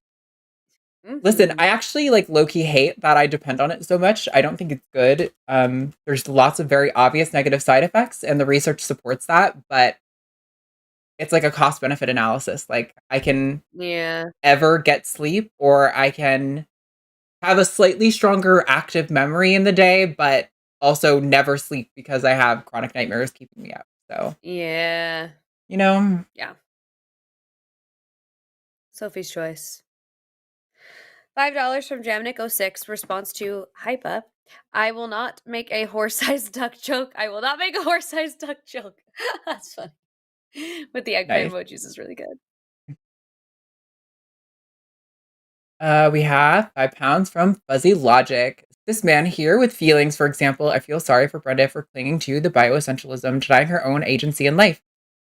Yeah, that's really it for me. Like, this is a big part of the talk that I give at AACon, is talking about the fact that, like, nobody is denying that, like, trends appear in biology and in culture. It's just a matter of whether those trends are, like, indicative of, like, something that you have to hold to as an individual. That is, like, my big concern. Yeah. $20 from Chris Becca Music. Thanks for the conversation tonight. FYI, my call dropped. It wasn't you. Okay, cool. Thank you for letting us know. Nice. And thanks for calling. Also, religious caller who gave money to us. Surprising. I know. Thank you. So interesting. Thanks, Chris. $5 from Space Barbarian for IRL horse-sized ducks. Look up the Hadrosauridae family. Oh my God. I may be playing fast and loose with the taxonomy. Don't tell Forrest and Erica. Wait. Okay. No, Hadrosauridae. Oh yeah. It's Ducky. From The Land Before Time. The dinosaur that Ducky was, right? Oh!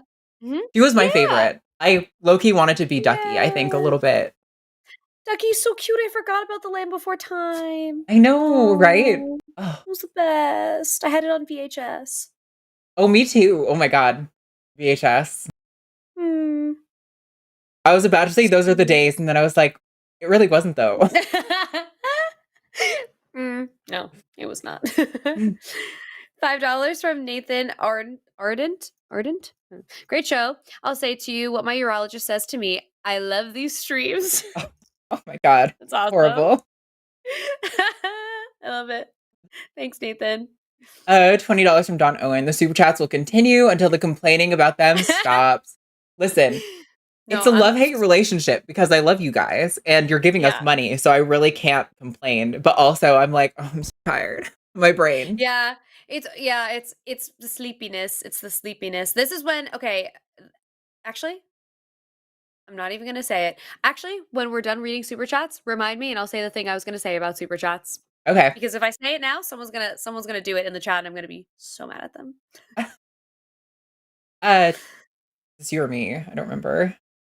I think it's you. $10 from Anonymous. I just love you guys. Never stop doing what you do. It's so fucking important. Thank you, Anonymous. Thank you very much. We've got $5 from Jamnik. I approved of at Nathan Arden. I'm so sorry. You should call and harass us for how we say that. Urology joke. Nathan, you're in good company. Bladder late than never. Hashtag P jokes aren't for jokes. Love it. And yet, I still think they deserve just as much scorn. $5 from Don Owen. My last chat for now. Have a good night, everyone. Let's go Nuggets. NBA game is just starting. I don't really care much for the NBA, but I do like that there's a team called Nuggets. I don't even know. Sweet. Yeah, I wouldn't even. Don't do sports, y'all. I'm so sorry. No. And $4.99 from Giddy. Instead of cereal, then milk. Use 2 bowls, 1 for milk, 1 for cereal. Scoop 1 spoonful of cereal at a time into milk. No more soggy cereal. But I don't want to have to do the dishes twice. Wait, I think that's what Promise does. She does something crazy cereal. Wait, no, I did see her post a video, but I thought that was just some unhinged, like troll posting. But was that serious? No, that's serious. Oh no. Our friendship is going to crumble right there. Oh my god. Oh kidding. yeah. Silly. Do- $5 from Aaliyah Shauna Silverbow, countering whatever Alyssa's going to say. Well, Is that our speaking of last that, that is our last one. So go ahead. Okay. So what I was gonna say is every now and then they'll send like a tongue twister, or they'll send something typed in an accent. Oh my God, yes. Mr. Boricua And does it is- that. Yeah, and it is the bane of my existence. And they haven't done it to me in a while, and now I'm positive it'll happen. Well, we better hurry up and close the show out before they send one. So thank you guys We're so much. done. We love you. Have a wonderful we week, love and we you. will be back. It'll definitely be Alyssa. It might be me. It might be Taylor or someone else. We don't know yet. So, It'll be a great oh my time. God, that's so loud right away. Please no. Thank you to our mods and our screeners and our crew, and to Arden for coming and joining us today. I saw other people saying that they also really love your red shirt. So red is your color. Thank you. And green. You could have more than one color. And that's it. I'm going to sleep, y'all. Patreon.com/call the line. Yes, go to our Patreon.